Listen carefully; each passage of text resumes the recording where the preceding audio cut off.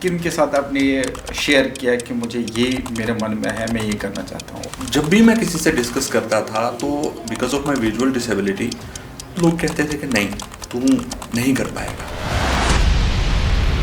मुझे कहा जाता था कि तू कोई छोटी मोटी जॉब ढूंढ ले, तू नहीं कर पाएगा। वहाँ पे मेरे दिमाग में ख्याल आया कि मैं क्यों नहीं कर सकता, मैं करके देखूंगा।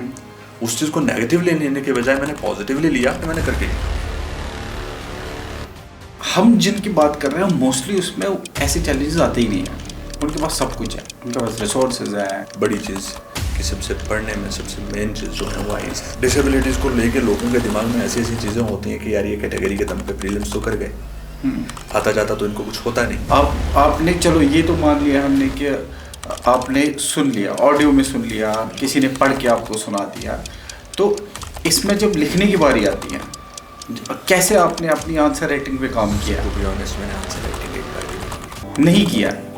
जब मैं नॉर्मल पेन से लिख ही नहीं सकता हूँ तो आंसर राइटिंग कैसे? जब कोई और था ही नहीं आपके साथ, जब सबको लग रहा था कि इट इज़ ऑलमोस्ट इम्पॉसिबल, क्यों आपको मन में ख्याल नहीं आया कि मुझे गिव अप करना चाहिए, I should go for academics only? Society में सर बहुत सारे लोग ऐसे हैं जो इन डिसेबिलिटीज़ का शिकार हैं और बेचारे कुछ नहीं कर पाए, डिपेंडेंट हैं दूसरों पे। तो उनको देख के शायद उनको भी लगता था यार इसके बस की भी बात नहीं है, लेकिन मैंने उसको अदरवाइज ले लिया कि यार मैं करके दिखाऊंगा। राइट। और वो करके दिखाऊंगा एक ऐसी इंस्पिरेशन बन गई मेरे अंदर कि मैंने करके दिखाया। ये देखना कि एक नॉर्मल इंसान के लिए भी मुश्किल है ये, मेरे लिए तो और ही मुश्किल है, उस टाइप का थॉट प्रोसेस क्या था? सर वैसा फेज ही नहीं आया सर। अच्छा, ओके, हाँ। लाइफ में अल्लाह ने वैसा फेज ही नहीं आने दिया कि कुछ प्रिपेयर किया और वो नहीं हुआ। क्या आपको यकीन था कि that will be able to overcome all the challenges that you will be facing? 9th-10th standard में एक चीज़ समझ आ गई थी और बहुत अच्छे से समझ आ गई, और वो ये चीज़ समझ आ गई कि जो मेरे पास नहीं है उसमें मैं कुछ नहीं कर सकता। हाँ, करेक्ट। अनलेस अल्लाह ना चाहे। लेकिन अल्लाह ने मुझे बहुत कुछ दिया है, मुझे उसको प्रोडक्टिवली यूज़ करना है। तो आज के जो स्टूडेंट है जो छोटी छोटी चीज़ों को लेके चैलेंजेस समझता है, आप उनको क्या बोलना चाहोगे आज की यूथ को? जो भी आपके अराउंड ऐसा सर्कल है जो आपको डिमोटिवेट कर रहा है उससे दूर रहो। राइट। और वो जो कह रहे हैं ना कि तू नहीं कर सकता, आप ये सोचो कि मैं करके दिखाता हूँ यार, क्या दिक्कत है? आपको विजुअली इस तरह का कोई चैलेंज रखे तो उन्होंने साथ के साथ आपका ऐसे फरिश्ते आपको साथ दिए कि जो आपको लगातार इसमें चैलेंजेस में ओवरकम करने के लिए आपको चला। पापा बोलते थे मैंने बड़ी मुश्किल से ये सब बनाया है और मुझे बर्दाश्त नहीं होगा कि तू जब कहीं से मजदूरी करके वापस आके तो इस घर में घुसेगा। मैं चाहता हूँ कि जहाँ से ख़त्म करूँ वहाँ से तो स्टार्ट करें। हर इमोशन आप शायरी में लेके जाते थे या कोई डाउन जब होते थे तब आप शायरी करते थे? इमोशन को शायरी में लेके चला जाता था। आप मुझे कोई एक इमोशन की शायरी आपने जो रिसेंट की हो, लिखी हो, वो आप मुझे सुना दो। खुद में खोकर खुद को पाया मैंने, तूफान जिंदगी से लरजता रहा था उम्र, खाली हाथ लौटा फिर भी ना कुछ पाया मैंने।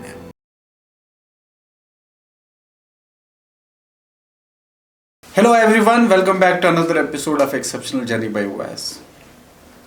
आज मैं बहुत खुश इस वजह से कि आज एक ऐसी मैंने कोशिश की है कि आपके सामने एक ऐसी स्टोरी लाऊं कि जो रियल सेंसेस में एक इंस्पिरेशनल स्टोरी है।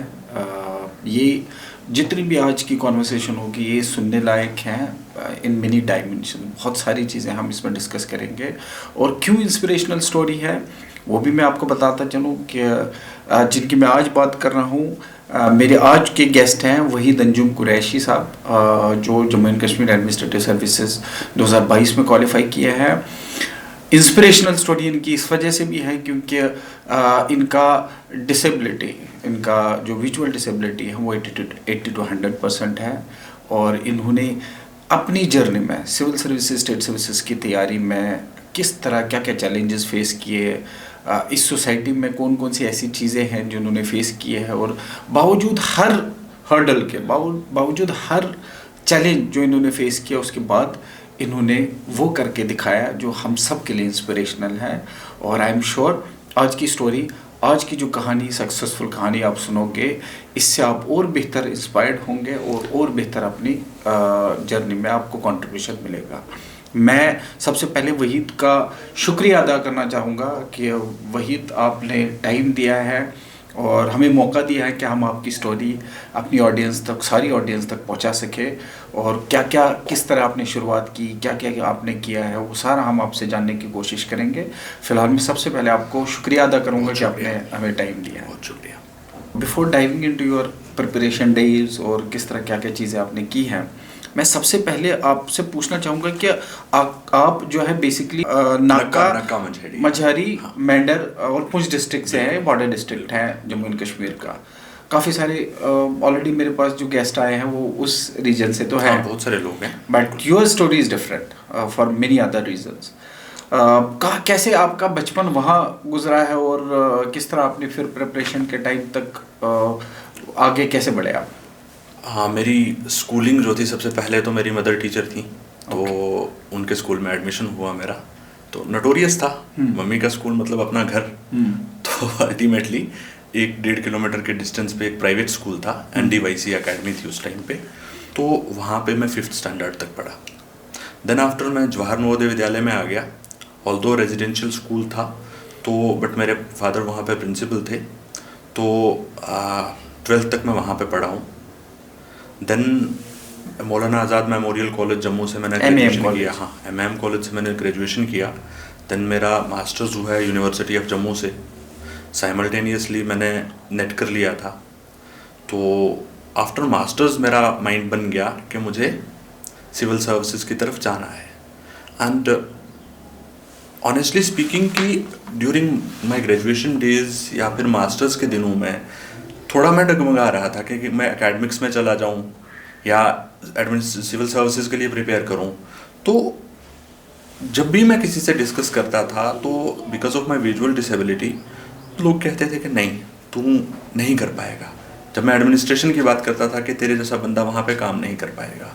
जब मैं PhD की बात करता था तो मुझे कहा जाता था कि यार वहाँ पे बहुत लिटरेचर पढ़ना पड़ता है, थीसिस लिखनी पड़ती है, तू कोई छोटी मोटी जॉब ढूंढ ले, तू नहीं कर पाएगा। तो वहाँ से मेरे दिमाग में एक ख्याल आया कि व्हाई कांट मी, क्यों नहीं कर सकता मैं।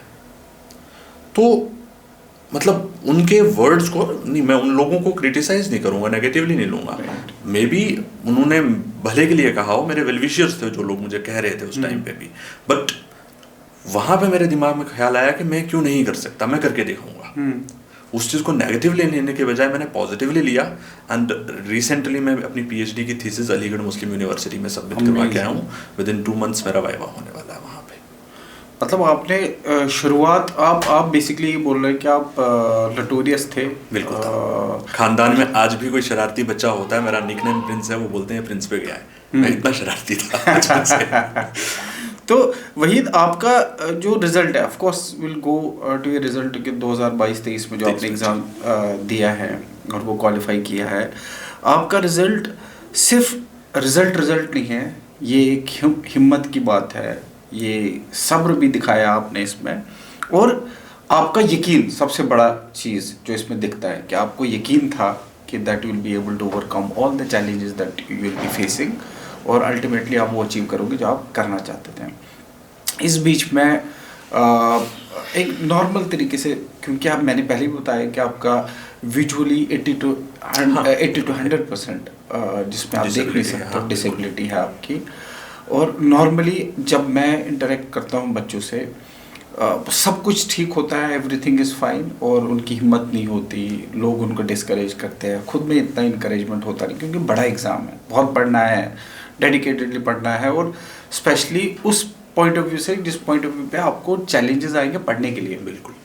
तो it is not an easy thing for everybody. इसीलिए मैंने ये शुरुआत में बोला कि बहुत जो है इंस्पिरेशनल, मुश्किलें तो आई हैं, बिल्कुल आई हैं, डेफिनेटली आई। यस। तो अगर सपोज आप ये बोल रहे हैं कि आपको, क्योंकि एकेडमिशियन का ही घर था, है ना, क्या आप ये मानते हो कि आपको हिम्मत देने वाले आपके जो है पेरेंट्स थे सबसे पहले, कि दैट एक उनका ही बीज बोया हुआ है आपके जहन में कि you will be able to do it? Sir, सबसे पहले तो अल्लाह की बड़ी करम नवाजी रही कि एक रिसोर्सफुल फैमिली में पैदा किया अल्लाह ने, जिन्होंने मुझे किसी चीज़ की कमी नहीं लगने दी। एंड अगर तो मैं पापा तो जवाहर नवोदय विद्यालय में थे, तो वो तो रेजिडेंशियल स्कूल था, तो उन्हें सर्विस के लिए मतलब रहना पड़ता था, बाहर रहना पड़ता था, घर पे नहीं होते थे। मतलब ऐसा नहीं होता था कि उनको शाम को घर आ जाना होता था, उनको स्कूल में रुकना पड़ता था। तो मेरी मदर क्या करती थी कि उनको पता था कि रात को मुझे पढ़ा नहीं जाएगा, तो वो घर के सारे काम रात में करती थी और दिन में मुझे पढ़ाया करती थी। ओके। देन मार भी खाई है मम्मी से, बहुत मार खाई है पढ़ाई में, शरारती था तो मार भी पड़ती रही। देन मैं नवोदय विद्यालय में आया, तो धीरे धीरे वहाँ पे थोड़ा समझ आने लगा कि ज़िंदगी किस तरह की है क्या नहीं है। एंड 8th स्टैंडर्ड में था तो पापा के आज भी वो वर्ड्स मेरी कानों में गूंजते हैं कि बेटा जहाँ पे मेरा करियर ख़त्म होगा, मैं चाहता हूँ कि तू वहाँ से लाइफ स्टार्ट करे। सर फाइनेंशियली तो मैं कहूँगा नहीं, बट जो सोशल स्टेटस उनका है या जो एक्सपीरियंसेस उनके हैं वहाँ पे तो मैं नहीं पहुँच पाऊँगा, बट कुछ हद तक उनके ख्वाबों को पूरा करने में मैं कामयाब रहा हूँ। देन अब कांटा चुभा हो तो दर्द होता है सर। बिल्कुल। तो लाइफ में आगे निकलते निकलते 11th में आके मैं थोड़ा सा डिमोरलाइज हुआ कि यार ये प्रॉब्लम है, वो प्रॉब्लम है, और सोसाइटी भी होती है तो रहता है। तो मेरे एक टीचर थे अजय कुमार मिश्रा, इकोनॉमिक्स पढ़ाते थे मुझे, तो उन्होंने देख लिया, तो उन्होंने पूछा कि क्या हो गया। तो उनके साथ मैं बात कर रहा था, तो उन्होंने कहा कि प्रिंस, मेरा निकनेम प्रिंस है। ओके। तो ही सेड कि एक चीज़ देख, तेरे पास 2 ऑप्शंस हैं, एक कि छोड़ दे सब कुछ, बेचारा बन जा, हर कदम पे एक बंदा आएगा तेरी बाजू थामेगा, एक कदम चलाएगा, फिर तुझे नेक्स्ट कदम पे कोई और मिल जाएगा, अच्छे लोगों को इस दुनिया में कमी नहीं है। राइट। एंड दूसरा ऑप्शन ये है कि तेरा ग्राफ शुरू होता है वो वहाँ से, और तुझे वहाँ पहुँचना है ताकि दूसरे लोगों के लिए तो इंस्पिरेशन बन सके। तो सर मैंने सेकंड ऑप्शन चूज किया, आगे निकलता गया।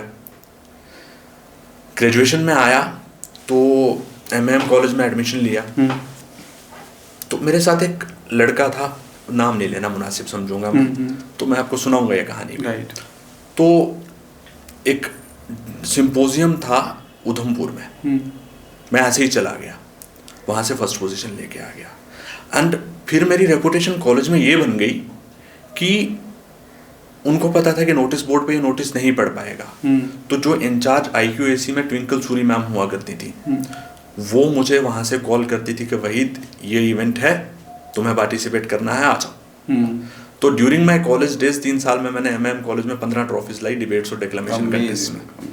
मतलब एक नॉर्दर्न जोनल डिक्लेमेशन कंटेस्ट होता था, NN वोरा सर कंटेस्ट करवाया करते थे, वो नॉर्थ इंडिया का आउट ऑफ 50 पार्टिसिपेंट्स मेरी 3rd पोजीशन थी।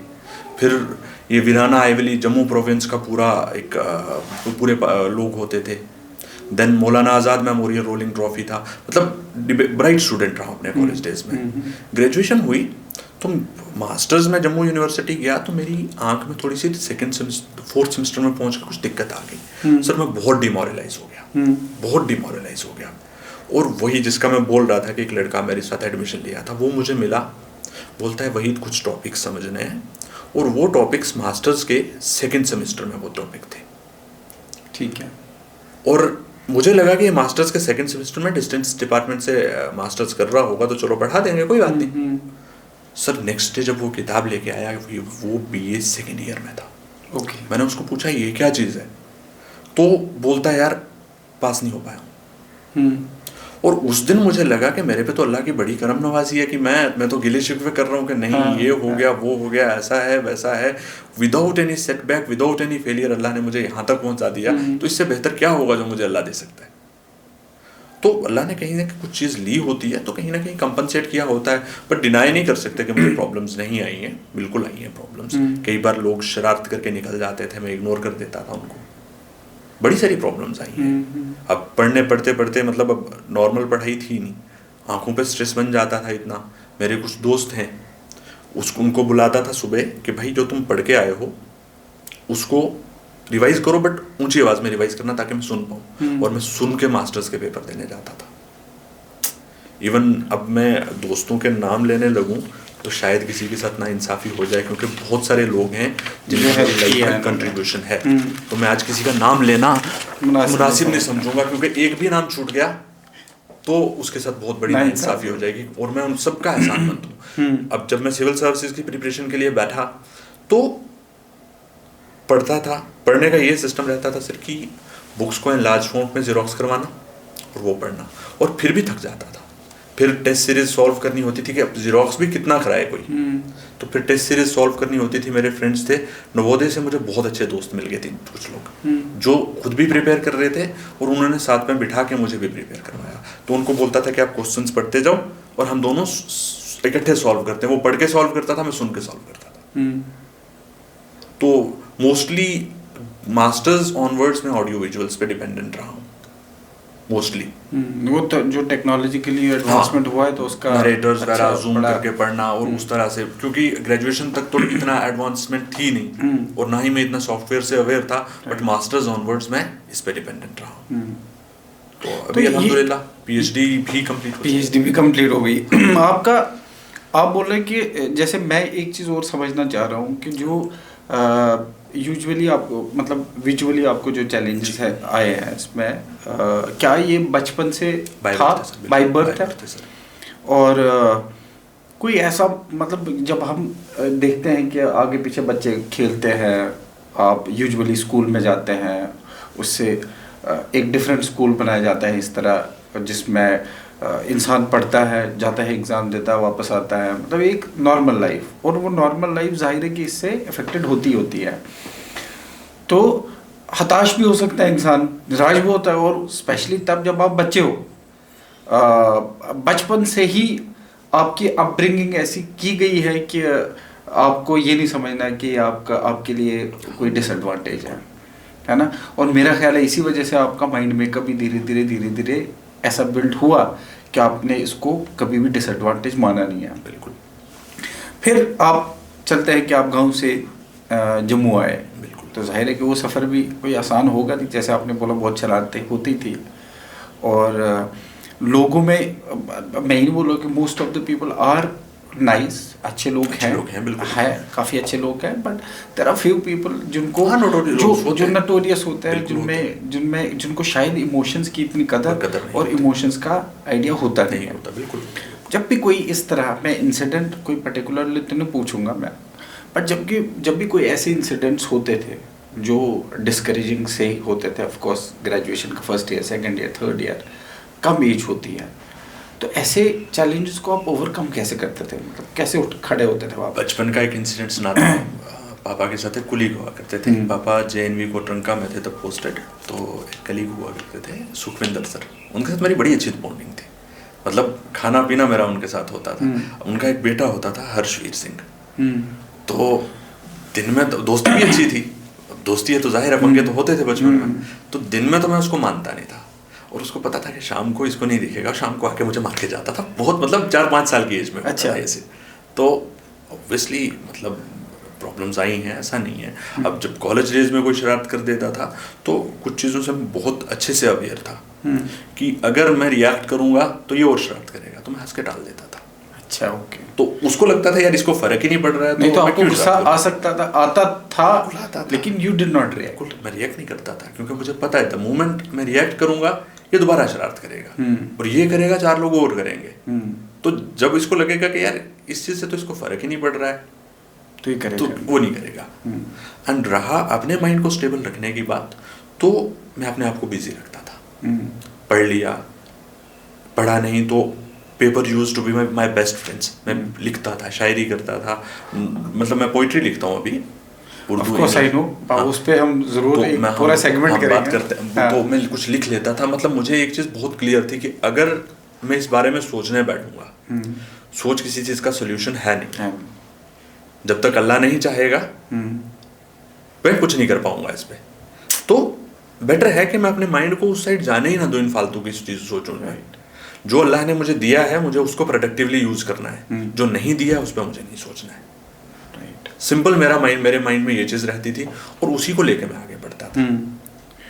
आपने बोला कि आप नवोदय में जैसे इंस्टीट्यूशन में पढ़े हैं जी, किस तरह का रोल ऐसे इंस्टीट्यूशन ने आपके लाइफ में प्ले किया है, और अगर अगर कोई बेहतर हो सकती है, ऐसे इंस्टीट्यूशंस की थोड़ी बेहतरी हो सकती है सरकारी तौर पर, किस तरह उनको थोड़ा और इस पे फोकस करना चाहिए, सिस्टम थोड़ा सा बेहतर बिल्ड करने के लिए, ताकि ऐसे स्टूडेंट जिनको इस सिस्टम की थोड़ी और बेहतर ज़रूरत हो उसको थोड़ा बेटर डेवलप किया जाए। सर नवोदय जो था, शायद क्या मैं कॉन्फिडेंटली कह सकता हूँ कि नवोदय ने मुझे ऐसा प्लेटफॉर्म, मतलब मुझे अगर यहाँ तक पहुँचाया है तो इसमें around 60 to 70% contribution Navodaya Vidyalaya का था। बहुत अच्छे टीचर्स मिले, बहुत अच्छे टीचर्स मिले, बहुत मोटिवेट किया। मतलब वो हर चीज़, वो हर मोटिवेशन, वो हर नॉलेज का सोर्स जो था ना, वो वहाँ से मिला मुझे, और प्रॉपर गाइडलाइन मिली। And the best part was कि मेरे पापा वहाँ पे थे, तो वहाँ पे तो खैर रेजिडेंशियल सिस्टम था, लेकिन मैं हॉस्टल्स में रहा नहीं, मैं पापा के साथ रहा हूँ क्वार्टर में। तो बट हाँ, जो ड्रॉबैक उस टाइम पे लगता था और जो आज भी लोग फील करते हैं वो ये था कि हॉस्टल्स में एक पेरेंटल सुपरविजन जो होती है ना, वो चीज़ नहीं मिल पाती है, क्योंकि उस टाइम पे बहुत ग्रोइंग माइंड्स होते हैं और डिस्ट्रक्टिव चीज़ें जो हैं उस टाइम पे बहुत अट्रैक्टिव लगती हैं। तो थोड़ा सा सुपरविजन के पार्ट पे उसको और इम्प्रूव करना चाहिए उस स्कूल को। अदरवाइज नवोदय बेस्ट है। मतलब मुझे हर तरह के, आज भी किसी भी कंपनी में बैठना हो, मुझे किस तरह से वहाँ पे बैठना है, कोई अच्छे लोग हैं, बुरे लोग हैं, मतलब हर तरह की कंपनी में मैं अपने आप को एडजस्ट कर सकता हूँ। हर डिफरेंट कल्चर्स के लोग, डिफरेंट लैंग्वेजेस बोलने वाले लोग, डिफरेंट रिलीजन्स के लोग, उनके साथ किस तरह से मुझे उठना बैठना है, ये मुझे नवोदय ने सिखाया है। राइट। ऐसा मतलब उस स्कूल में जैसे आपके हैबिट्स हो, आपके टीचर्स हो, ऐसा इन्वायरमेंट जो आपको वहाँ मिला हो जिसकी वजह से आप अच्छा बेहतर ग्रो कर पाए, तो थोड़ा सा और बेहतर अगर मेरा ख्याल है इसको एक्सप्लेन करें कि क्या क्या चीज़ें। Of course there are lot of things जो वहाँ इम्प्रूव हो सकती हैं। सबसे पहली चीज़ सर कि बड़ी एनरिच्ड लाइब्रेरी थी नवोदय विद्यालय में। अच्छा, वो अमेजिंग। बचपन में मुझे 8th स्टैंडर्ड में शिव खेड़ा की एक बुक मिल गई, यू कैन विन, और उसका एक कोट था, whatever our mind can conceive और believe, that is the thing which we can achieve. Right. और सर वो आज तक मेरे दिमाग में बैठा है वो कोट, और मैंने बिठा लिया था। सबसे बेस्ट पार्ट मैं बताता हूँ आपको कि मुझे क्रेज़ कहाँ से जागा इन सिविल सर्विसेज का। हमारी विद्यालय मैनेजमेंट कमेटी होती है, वीएमसी कमेटी, वो उसके चेयरमैन होते हैं डीसी, डिप्टी कमिश्नर, जो कंसर्न डिस्ट्रिक्ट में होते हैं। अब पापा प्रिंसिपल थे, तो अमूमन पापा का उन ऑफिस में आना जाना लगा रहता था, और हर साल में एक मीटिंग होती थी और उसमें डीसी साहब आते थे, और सर ऊपर वो लंच कर रहे होते थे और मैं नीचे जाके उनके प्रोटोकॉल्स देखता था कि यार गाड़ी कैसी है। बचपन में यही चीज़ शौक होती है। हाँ, राइट। तो मैं वो प्रोटोकॉल्स देखता था, और सबसे मतलब मेन इंस्पिरेशन मुझे वहाँ से मिली। हाँ, of course I would want to know more, वहाँ से इंस्पिरेशन मिली।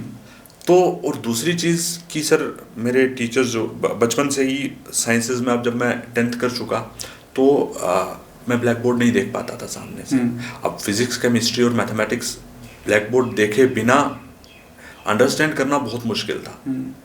तो पापा ने कहा कि भाई तू आर्ट्स ले ले। पहले मुझे फील हुआ यार ये क्या है, क्योंकि मैं अपने बहुत ब्राइट स्टूडेंट्स में था, फर्स्ट 3 टॉपर्स में मैं भी था 10th में, तो मुझे थोड़ा बुरा लगा, लेकिन वो डिसीजन बहुत अच्छा था। मैंने हिस्ट्री, ज्योग्राफी, इकोनॉमिक्स लिया एंड निकल आया आगे। वो हेल्प थी, नहीं वो तो हेल्प थी, हो सकता है वहाँ से फाउंडेशन बनती गई सर।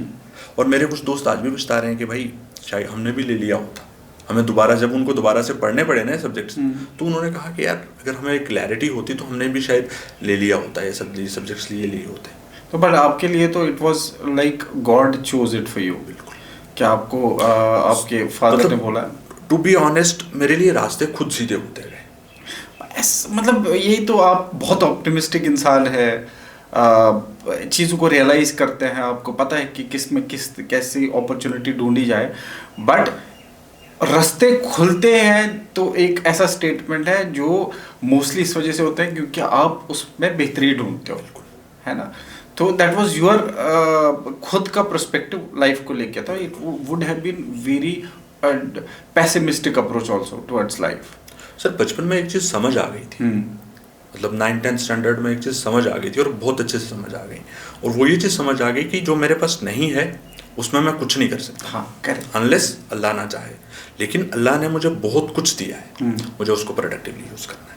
अब वही मैं बोला कि दोनों सूरतों में आप देख सकते थे, या तो जो आपके पास नहीं है उसको लेके रोना, हाँ, या आपके पास है उसको productively use करना। हाँ नर्चर करना और उसी पे काम करना है। You choose the other way, आपने उसको बेहतर करने की कोशिश किया। एंड ऑफ कोर्स जब आप किसी लाइन में जाते हैं तो ऊपर वाला आपको लगातार साथ चलता रहता है, आपको आपके पेरेंट्स की वजह से, आपको आपके फ्रेंड्स की वजह से फिर हेल्प मिलती है कि ऊपर वाले ने पोटेंशियल दिया होता और हर इंसान को दिया होता, मैं कोई एक्सेप्शन नहीं हूँ।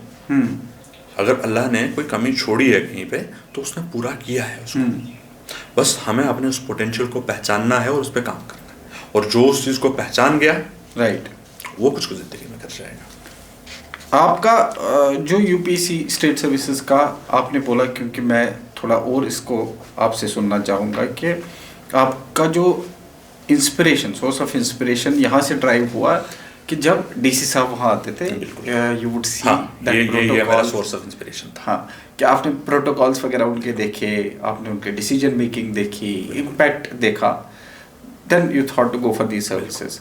फिर जब ये जहन में आया तो आपको क्या लगा कि किन के साथ आपने ये शेयर किया कि मुझे ये मेरे मन में है, मैं ये करना चाहता हूँ, और उनका क्या सर बड़ी फनी स्टोरी है, मेरे फादर अगर सुनेंगे तो हंसेंगे इस बात पे। आई वाज इन 10th, ठीक है, ठंड है, तो आग जलाइए, सेगड़ी है, तो बैठ के सेक रहे हैं, मी, माय सिस्टर, मदर है और पापा है। पापा को मैंने केएस करना, पापा बोलते नहीं हवा में तीर मारा करना। नहीं होता था हवा में तीर मारने जैसा हो गया, ये हवा में तीर मारने जैसा था, लेकिन वो तीर लग गया।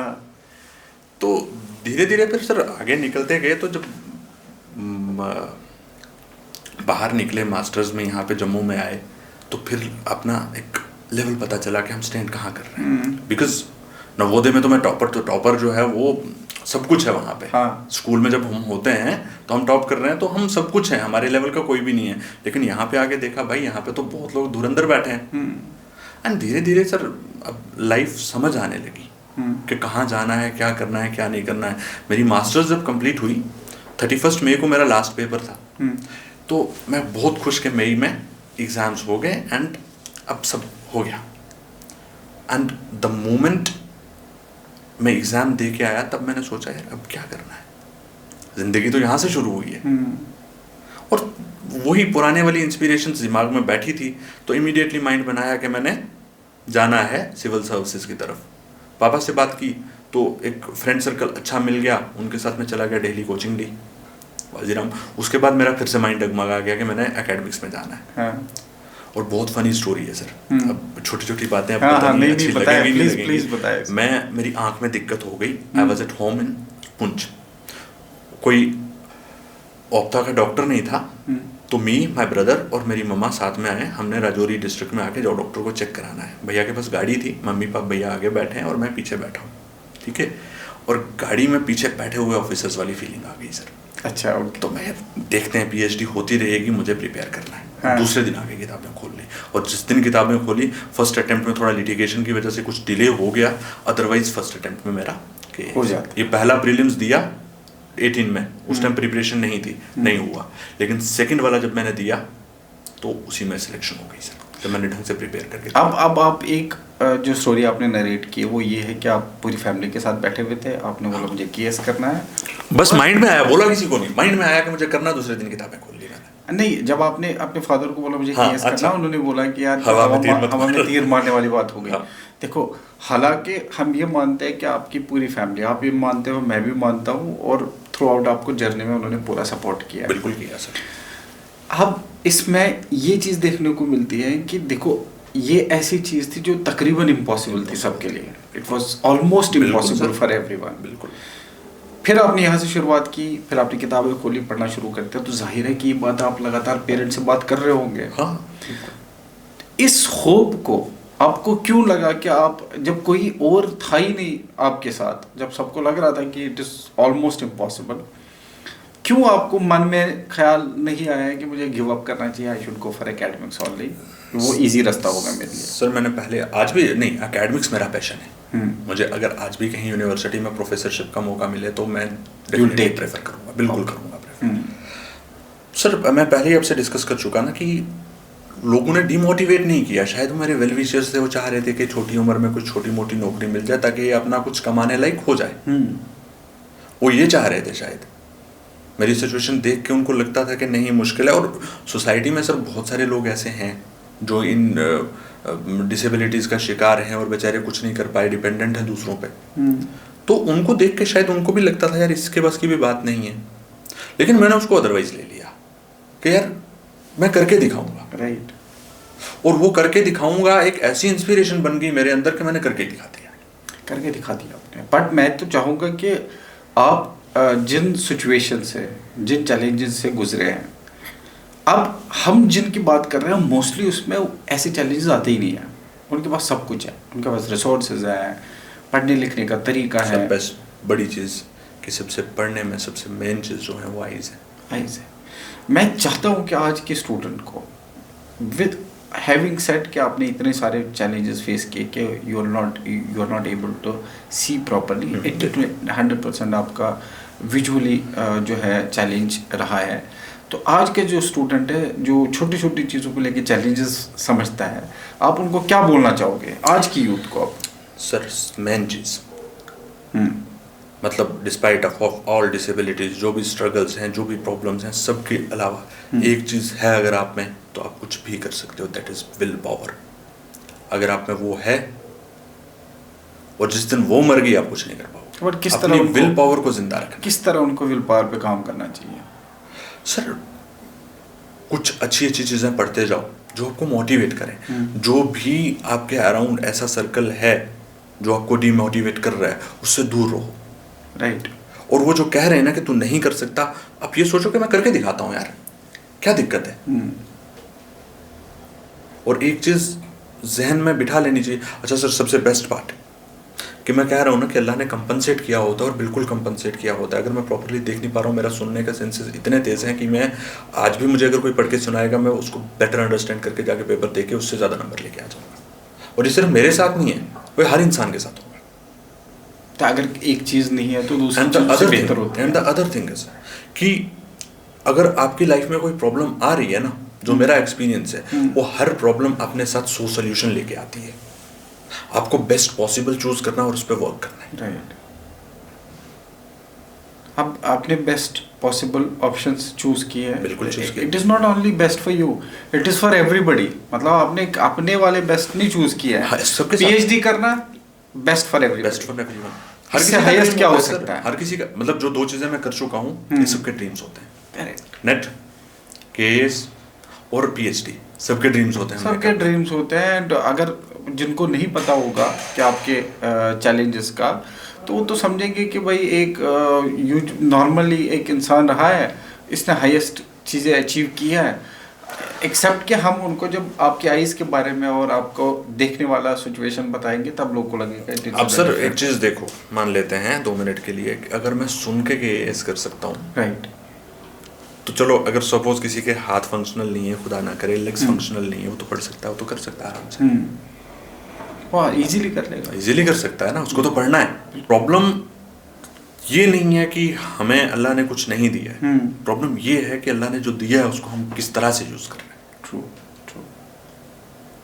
तो आपको इसमें रेगुलर मोटिवेशन की जरूरत पड़ती रही है that you are sir motivation का ये सोर्स था कि मैं पढ़ता रहता था, और जब मैं पढ़ता रहता था तो मेरा confidence level automatically boost up होता जाता था। मतलब सपोज एक क्वेश्चन है, ठीक है, वो मुझे नहीं आता है, मैं उसको पढ़ के सॉल्व कर रहा हूँ, हाँ यार मैं सॉल्व कर सकता हूँ, तो थोड़ा सा कॉन्फिडेंस आ गया मुझ में, देन मैं नेक्स्ट पे चला जाऊंगा।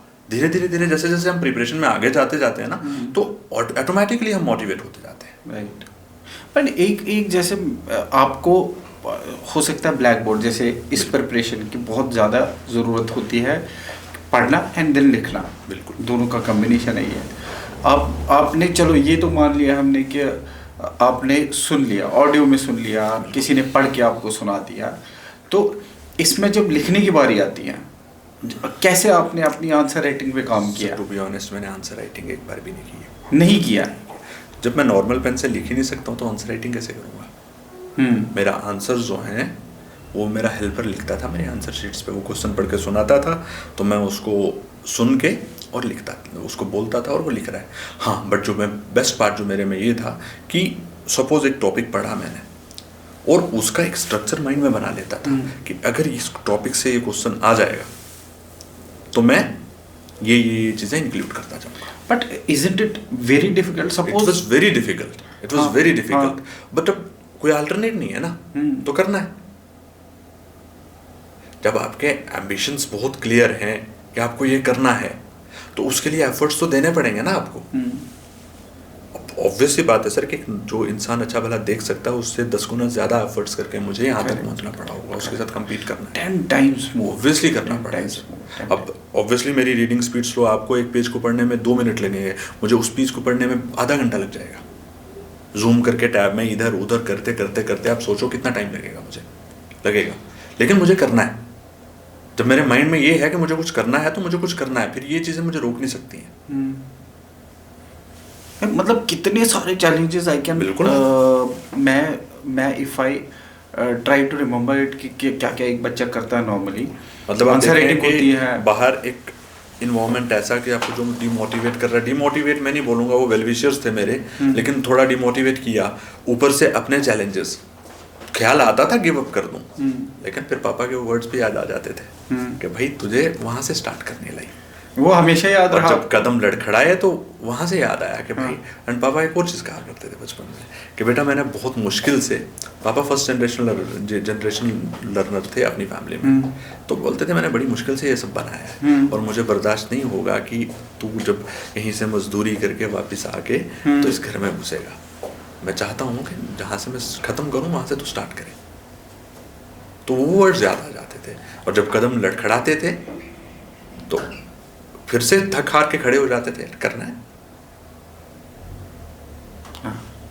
आप कहते हैं ना कि एक ऐसे रिश्ते होते हैं माँ बाप का, भाई बहन का, जो खुदा चूज करके देता है हमें।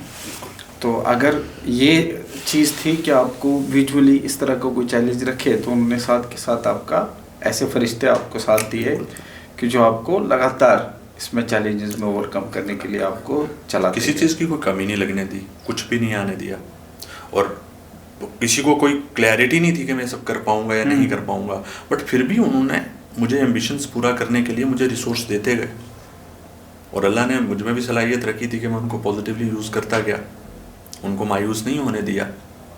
ट्रू। मतलब आपने बहुत अच्छी बात करी कि एक इंसान के लिए अगर ये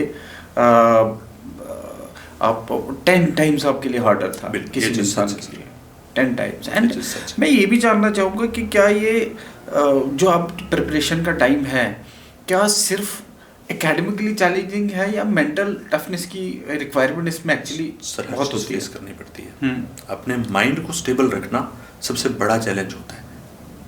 मतलब देखें, अगर आपका माइंड ही स्टेबल नहीं है, आपका माइंड फालतू की चीज़ों में उलझा हुआ है, यार ये हो गया, अगर ऐसा हो गया तो फिर क्या होगा, अगर वैसा हो गया तो फिर क्या हो गया, अगर आपका माइंड ही इन चीज़ों में उलझा हुआ तो पढ़ कहाँ पाओगे? True. अपने दिमाग को स्टेबल रखना सबसे बड़ा चैलेंज है। जब आप दिमाग आपका स्टेबल होगा तभी आप कंसंट्रेट कर पाओगे। अगर आपका माइंड ही स्टेबल नहीं है तो आप कंसंट्रेट कैसे कर पाओगे?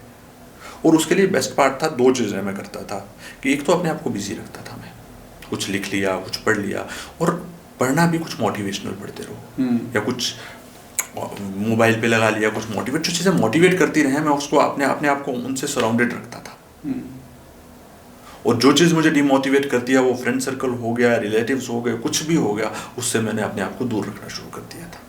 तो आप बेसिकली ये बोल रहे हो कि आप जो मुझे एनर्जी, नेगेटिव एनर्जी को चैनलाइज करते थे? क्योंकि एक दिन मुझे पूरा यकीन हो गया था कि अगर एक बार मैंने गिव अप कर दिया फिर मैं रीस्टार्ट नहीं कर पाऊंगा, और मैंने अगर रीस्टार्ट नहीं कर पाया, आई विल बी नथिंग, मेरे पास कुछ नहीं होगा, मेरा सर्वाइवल भी डिफिकल्ट है, तो मुझे कुछ करना है।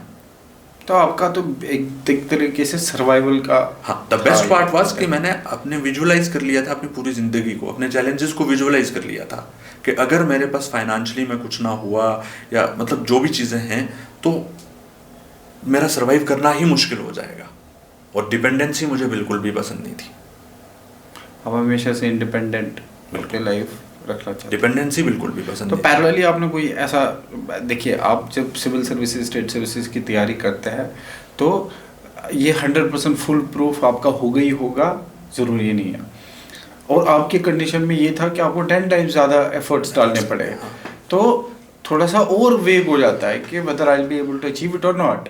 ये देखना कि एक नॉर्मल इंसान के लिए भी मुश्किल है ये, मेरे लिए तो और ही मुश्किल है। तो सपोज इन सर्कमस्टांसेस में आपने एग्ज़ाम दे दिया और एग्ज़ाम आपका पास नहीं हुआ, तो उस टाइम का थॉट प्रोसेस क्या था? सर जब 2018 में प्रीलिम्स दिया तो तब प्रिपरेशन ही नहीं थी, तो तब दुख नहीं था। हाँ, जब ये बाद में थोड़ा सा प्रॉब्लम आई तो थोड़ा डिले हो गया मेरा ज्वाइनिंग, तो इसमें थोड़ा ये स्ट्रगलिंग फेज रहा है। बट ऑलमोस्ट मतलब पहला प्रीलिम्स अच्छे से प्रिपेयर करके जब 21 में दिया मैंने, 21 में हुआ है, 22 में हुआ, कोविड की वजह से थोड़ा डिले हो गई थी चीज़ें, तो वो हो गया। देन मेंस भी हो गया, तो वाइवा भी अल्हम्दुलिल्लाह ठीक रहा। तो हाँ, उसके बाद थोड़ा लिटिगेशन में उलझ गए, तो उस वजह से थोड़ा डिले हो गया। बट जैसे आपने तैयारी, अदरवाइज मतलब कुछ ऐसा जो आप कह रहे हैं ना कि एक सेटबैक होना कि यार नहीं हुआ, अब दोबारा से होगा या नहीं होगा, वैसा फेज ही नहीं आया सर। अच्छा, ओके। नहीं तो अगर आता तो पता चलता कि आप किस तरह उसको मैनेज करते। वही चीज़ है ना, वैसा फेज ही नहीं आया। हाँ, लाइफ में अल्लाह ने वैसा फेज ही नहीं आने दिया कि कुछ प्रिपेयर किया और वो नहीं हुआ। Otherwise it would have been 10 times different for you, कि जिनका तब डिमोटिवेट होता सर। ऐसा डिमोटिवेट हो सकता था इंसान कि भाई शायद चैलेंजिंग इतना ज़्यादा है कि ह्यूमन कैपेसिटी में इसको पास ना करना हो, क्योंकि फर्स्ट टाइम प्रिपरेशन थी और उसमें थोड़ा इंसान कॉन्फिडेंट होता भी है, यार हो जाएगा कोई बात नहीं। और प्रीलिम्स हो गया, थोड़ा और कॉन्फिडेंस आ गया, मेंस हो गया, थोड़ा और कॉन्फिडेंस आ गया। तो अब नेट के लिए लोग 5-5 साल लगा देते हैं, मेरा फर्स्ट अटेम्प्ट में हो गया। तो मतलब वैसा सेटबैक नहीं लाइफ में आया कि यार सोचूं कि यार क्या पता होगा नहीं होगा। मैं प्रिपेयर करता गया और चीज़ें ऑटोमेटिकली सीधी होती। तो वो आप क्या मानते हो, आपकी खुद की मेहनत से या अल्लाह के करम से ज़्यादा है? सर अल्लाह का करम ना हो तो ना, मतलब ज़्यादा या पैरेलली दोनों चीज़ें साथ? चीज़ ये है कि अल्लाह मेहनत करने की सलाहियत देगा तो मेहनत कर पाऊंगा ना। करेक्ट। अल्लाह ने रिसोर्सफुल फैमिली में पैदा किया तो मुझे रिसोर्सेज का कहीं कोई क्रंच फील नहीं हुआ। अल्लाह ने कोई सेटबैक दिया नहीं तो मैं डिमोटिवेट हुआ नहीं। तो अल्लाह का करम ना हो तो कुछ भी नहीं हो सकता। अल्लाह ने पोटेंशियल ना दिया होता तो मैं आज यहाँ पे आपके सामने नहीं बैठा होता। करेक्ट। तो अल्लाह की बड़ी करम नवाजी है, पेरेंट्स का बहुत बड़ा एहसान है, टीचर्स का एहसान है। मैंने आपको कहा ना कि मैंने अपनी विल पावर बनाए रखी और चीज़ें ऑटोमेटिकली हमवार होती गई, रास्ते बिल्कुल सीधे होते गए। बट जैसे आपका कंडीशन, खैर ये मैं एक सवाल करूंगा कि सोसाइटी कैसे इसको देखती है, बट मैं ये पूछना चाहूँगा कि जैसे इसी एग्जामिनेशन का प्रोसेस है। हाँ। एक नॉर्मली विजुअली जो देख सकते हैं, फिजिकली जो लिख सकते हैं, उनके लिए बेहतर सिस्टम है ना, और ऐसी सिचुएशन के लिए डिफिकल्ट बन जाता है एग्जाम। सब देखें, अगर आप खुद कुछ लिख रहे हैं अपने हाथ और दिमाग से, जो हैंड एंड माइंड का कोऑर्डिनेशन होता है ना, वो मुझे अगर आपको कुछ लिखवाना होगा वो नहीं बनेगा। मतलब पेपर एक स्क्राइब को लिखवाना और आंसर्स खुद लिखना, ज़मीन आसमान का फ़र्क होता है सर। शायद अगर मैं खुद लिख सकता होता तो जिस तरह से मैं आंसर्स लिखता तो शायद मेरी परफॉर्मेंस कंपैरेटिवली बहुत बेटर होती है। जो मैं स्क्राइब्स को डिमीन नहीं करूँगा, उन्होंने बहुत हेल्प किया मेरी, उनको डिमीन नहीं करूँगा कि उन्होंने नहीं किया या वो कुछ कर नहीं पाए। हाँ, मतलब it would have been different and better. हाँ, बेटर हो सकता था। राइट। बट क्या जैसे ये सिर्फ अब दूसरी प्रॉब्लम, अब मैं सिस्टम में आ चुका हूँ, मुझे शायद ऐसा बोलना चाहिए या नहीं बोलना चाहिए कि डिसेबिलिटीज़ को लेके लोगों के दिमाग में ऐसी ऐसी चीज़ें होती हैं कि यार ये कैटेगरी के दम पे प्रीलिम्स तो कर गए, आता जाता तो इनको कुछ होता नहीं। तो मेंस में क्या हुआ, मेरे साथ 2 बार हुआ सर, कि स्कूल के पियोन्स को बैठा दिया गया मेरे साथ। किस लिए? मेरा मेंस लिखेंगे वो। स्कूल का पियोन कैसे लिख सकते? और सर हुआ ये कि मैंने ऑटोमेटिक जब मैं गया ना तो वहाँ पे मैंने उसको अपना डिसेबिलिटी सर्टिफिकेट दिया कि भाई पढ़, वो बंदा उसको ना पढ़ पाए। एंड जब मैंने वो टीचर थे वहाँ पे उनको बोला कि सर ये पढ़ नहीं पा रहा, बोलते हमारे पास यही है, अब ने करना है तो करो, नहीं करना तो हम कुछ नहीं कर सकते। तो फिर खुदा का करम ये रहा कि मेरी कुछ टीचर्स होती थी, उन कॉलेजेस में ट्रांसफ़र होकर इधर उधर गई होती थी, तो वो मैनेज कर लेती थी। ओके। सेकेंड टाइम भी मेरे साथ यही हुआ, एक पियोन बिठा दिया गया और मैं लड़ पड़ा भाई कि ये क्या तरीका है आपका, पढ़ाओ इसको। तो फिर अल्टीमेटली थोड़ा सा पहले तो मैं चाहता हूँ कि प्रॉब्लम ना आए, तो चीज़ें सादगी से सुलझ जाएं, तो फिर थोड़ा बहुत करना पड़ता है। अपने राइट से तो मैं वेल अवेयर हूँ ही, राइट। तो मुझे पता है कि किस तरह से करना है। तो प्रॉब्लम आई तो मैंने कह दिया वहाँ पे कि भाई ठीक है, आपके इस बंदे का मैंने आधार कार्ड का फ़ोटो ले लिया है, तो अगर आप नहीं कर पाएंगे, दे रहे हैं मुझे स्क्राइब प्रॉपर, तो मैं जा रहा हूँ मीडिया में, इस बंदे को सामने लाएंगे, इससे पढ़वाएंगे, तो फिर आप देख लीजिएगा क्या होना है आपके साथ, क्या नहीं होना है। तो देन उन्होंने कहा कि भाई जो आपके साथ बंदा आया है, फर्स्ट पेपर आप इसी को बैठ के लिखाओ, जो एसए का पेपर होता है, जो क्वालिफाइंग पेपर होता है, नेक्स्ट पेपर में हम अरेंज कर लेंगे। और नेक्स्ट पेपर में दोबारा से दूसरे मेंस की बात कर रहा हूँ, परेड कॉलेज से एक लड़की लाई उन्होंने, और उससे तो मतलब ये प्रॉब्लम्स भी हैं। बट क्या मतलब इस लेवल तक पहुंच के उसके बाद सिस्टम अगर इस तरह की अड़चने सिस्टम के थ्रू आएंगी अड़चने, तो ये नहीं कहूंगा मैं कि हमारा पॉलिसी फ्रेमवर्क गंदा है, पॉलिसी फ्रेमवर्क बहुत अच्छा है। नहीं, मैं आपको एक चीज रोकना चाहूंगा, मैं ये बोलना चाहूंगा कि देखिए, आप बेशक सिस्टम में हैं, हाँ, बेशक हम एक्सपेक्ट नहीं करते हैं कि सिस्टम परफेक्ट होगा। हम और आप आज जो बात कर रहे हैं वो ये इस वजह से बात कर रहे हैं, हम ये क्रिटिसाइज करने के लिए वैसे भी नहीं कर रहे हैं, हम ये बोल रहे हैं कि किसी भी सूरत में अगर इस तरह का कोई बच्चा आगे हो, बिल्कुल इस तरह की परेशानी, उसको उस जगह में वो ऑलरेडी बहुत परेशानी झेल चुका होता है।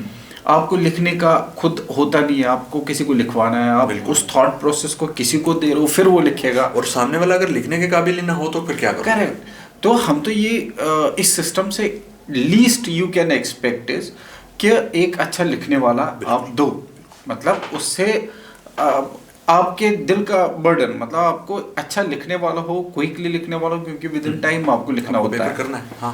आप उसी में नहीं उलझ सकते हो। अगर इस तरह का कोई प्रॉब्लम हमारा सिस्टम नहीं समझ सकता, तो कोई भी विजुअली हो, कोई भी डिसेबिलिटी से कोई भी बच्चा हो, ही और she will not be able to do it. बिल्कुल। तो हमारे सिस्टम को तो इसको बेहतर करना चाहिए। सबसे मतलब इम्पोर्टेंट चीज़ ये है कि उनको खुद से एक जैसे पैनल बना के 4 लोग सेलेक्ट कर लेने चाहिए कि आउट ऑफ वे जाके भी वो उनकी हेल्प ना कर पाए, और जो जेन्युइन हेल्प उनको ज़रूरत है वो उनको मिलनी चाहिए। तो मैं तो हमारे सिस्टम से, हमारे एडमिनिस्ट्रेशन से, सारे लोगों से जो भी रिस्पॉन्सिबल है, मैं दिल की गहराइयों से आप लोगों से रिक्वेस्ट करना चाहूँगा कि कभी भी अगर कोई विजुअली इम्पॉर्टेंट हो या कोई भी डिसेबिलिटी से कोई बच्चा हो, तो उसकी प्रॉपर एक केयर की जाए, जो जेन्युइन हेल्प है वो मिलनी चाहिए। लाइक आई सेड, हमने डिस्कस किया कि एक बच्चे पे ऑलरेडी 10 टाइम्स ज़्यादा स्ट्रेस्ड होता है इस पढ़ाई से, मेहनत ज़्यादा करनी पड़ती है उसको।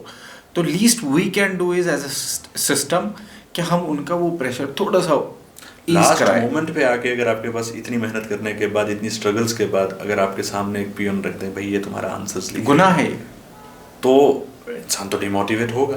भाई जिस चीज़ के लिए वो एस्पायर कर रहा है वो टोटली खत्म हो जाएगा। भाई ये लिख ही नहीं पाएगा तो मैं क्या कर लूँगा। ट्रू। तो पीएससी से हमारी जेके पीएससी से यही रिक्वेस्ट है कि आने वाले टाइम में जब भी कोई ऐसा बच्चा हो, क्योंकि फॉर्म से ऑलरेडी पता चला के पार्ट पे कमी नहीं होती है, कमी होती है जिन एक्चुअली वो लिखते हैं जिस इंस्टीट्यूट में हमारा एग्जाम हो रहा होता है, तो उनको अरेंज करना होता है, और तो PSC can always have a better look के भाई। हाँ, पीएससी को एक चीज उनको बोलना चाहिए कि भाई ढंग का बंदा अरेंज करके दो। तो पीएससी को बेसिकली सारे इंस्टीट्यूशंस में जितने भी बच्चे इस तरह की डिसेबिलिटी से होते हैं, पीएससी के पास ऑलरेडी रिकॉर्ड होता है, किस या तो पर्टिकुलर कोई सेंटर हो जिसमें सारे लोग, हमें पीएससी को लिखना पड़ता है कि हमें हेल्पर की जरूरत है, पीएससी के पास तो पूरा रिकॉर्ड होता है। तो और उसी रिकॉर्ड से एक आधा बंदा डिप्यूट करा जाए कि प्रॉपर अरेंजमेंट 1 दिन या 2 दिन पहले हो, ताकि इस तरह की कोई चीज, कोई चैलेंज ऐसा बच्चा ना फेस करे। पीएससी का एक एम्प्लॉय जाके उन स्क्राइब्स को देख ले कि ये लिख सकते हैं प्रॉपरली या नहीं लिख सकते हैं, एक बार उनका भी टेस्ट हो जाए 2 दिन पहले एग्जाम से, कि वो लिख सकते हैं कि नहीं लिख सकते, वो पढ़ सकते हैं से लिखवा लो। और जाहिर है कि बच्चा बोल रहा है, अच्छा मेंटल फ्रेम में है, अच्छा लिख सकता है, वो लिख ही नहीं रहा है। सबसे बुरी चीज़ कि मुझे नहीं पता होता है कि सामने वाला बंदा आंसर शीट पे क्या लिख रहा है, क्या वो मैं जो बोल रहा हूँ वो वही है, कुछ और लिख रहा है। तो आप पियोन से क्या एक्सपेक्ट कर सकते हो आप? ट्रू। तो उसका प्रॉपर एक सिस्टम बनाए और उसी सिस्टम से इन बच्चों की हेल्प करे। हमारी रिक्वेस्ट यही है कि आने वाला जो भी बच्चा इस तरह की चीज़ों से गुजर रहा है, वो ऑलरेडी बहुत सारा गुजर चुका होता है, उसको थोड़ा इससे ज़्यादा मेंटल प्रेशर पड़ेगा, ही और she may not be able to survive अगर मेंटल स्ट्रेंथ कम रही और किसी भी तरीके से आगे पीछे उसका रिजल्ट रहा है किसी और के कारण, तो वो प्रॉब्लम हो सकती है। तो हमारी रिक्वेस्ट है कि इसको थोड़ा और बेहतर उसको चैनलाइज किया जाए, सिस्टम बनाया जाए। ठीक ठाक लंबा सफ़र रहा है आपका। हम ज़रूर है कि आपने 18 में तैयारी की नहीं थी तो इस वजह से वो सेटबैक था नहीं आपके लाइफ में, बट देन स्टिल 2022-23 तक फिर आप पढ़े, फिर क्वालिफाई किया है। 3-4 साल का रेगुलर किताबों पे बैठना पढ़ना, तो it gets very boring at times. आपका मन नहीं करता एट टाइम्स पढ़ने का। समटाइम्स आप डीमोटिवेटेड हो जाते हैं, डिस्करेज हो जाते हैं, या ऐसा लगता है कि कहीं जा नहीं रहा है कुछ भी, मतलब जो एक नॉर्मली स्ट्रगलिंग पीरियड में होता है। तो ऐसे चैलेंजेस को कैसे आपने फेस किया? सर चीज़ ये है कि मतलब मूवी थी कि शायद जब तक है जान में एक डायलॉग था कि हर इश्क की एक उम्र होती है। हाँ, तो जिंदगी में मतलब बचपन के अपने शौक होते हैं, जवानी के अपने शौक होते हैं, तो nothing at the cost of पढ़ाई, बट पढ़ाई की वजह से कोई शौक मर रहा है वो भी मुनासिब जायज़ नहीं है, वो भी उसके साथ बहुत बड़ी नाइंसाफ़ी होगी। तो सर लाइफ में एंजॉय किया है, मूवीज़ देखी हैं, घूमे फिरे हैं, खेला है, सब कुछ किया है, मतलब खुद को बोर नहीं होने दिया। नहीं मन कर रहा है पढ़ाई का तो जाऊंगा बाहर, दोस्तों के साथ गप्पे मारूंगा, मूवी देख ली, फ़ोन पे कुछ देख लिया। आज पे तो फ़ोन पे मतलब मिल जाता है, बैठे बैठे मुझे मूवी मिल गई, जिस टैब पे मैं पढ़ रहा हूँ वहीं पे मूवी प्ले की देख ली। अगर डीमोटिवेट हूँ तो कुछ इंस्पिरेशनल स्टोरी लगा ली, वो देख लिया। तो खुद को मतलब फुल ऑन लाइफ को एंजॉय भी किया। ऐसा नहीं है कि कोई पार्ट मैंने छोड़ा, मुझे ज़िंदगी से कोई अफसोस नहीं है कि मैंने ये नहीं किया आज तक। तो बट पढ़ाई के अलावा मतलब क्या शौक और रखते हैं आप, क्या क्या हॉबीज़? सर गेम्स में तो ज़्यादा इन्वॉल्व रहा नहीं हूँ मैं, रीज़न आप जानते हैं, बार बार उसको बोलना मुनासिब नहीं। तो शायरी कर लेता था, अगर मुझे कुछ बैठ के, अगर कुछ मेरे इमोशंस भी हैं तो मुझे कुछ शेयर करना तो मैं पेपर से शेयर कर लेता था, लिख लेता था कुछ ना कुछ बैठ के। अब क्योंकि शायरी की बात आ गई, it is going to be very little this thing कि मैं चाहूँगा कि आप, जैसे आपने बोला कि आप इमोशंस को चैनलाइज करते थे शायरी के थ्रू, नंबर 1 कि क्या आपका जो इमोशन है, हर इमोशन आप शायरी में लेके जाते थे या कोई डाउन जब होते थे तब आप शायरी करते थे? इमोशन को शायरी में लेके चला जाता था। आप मुझे कोई एक इमोशन की शायरी आपने जो रिसेंट की हो, लिखी हो, वो आप मुझे सुना दो। मैंने इतना लिख लिया कि मुझे सब तो याद नहीं है, लेकिन मैंने एक गज़ल लिखी थी, आपको सुना देता हूँ।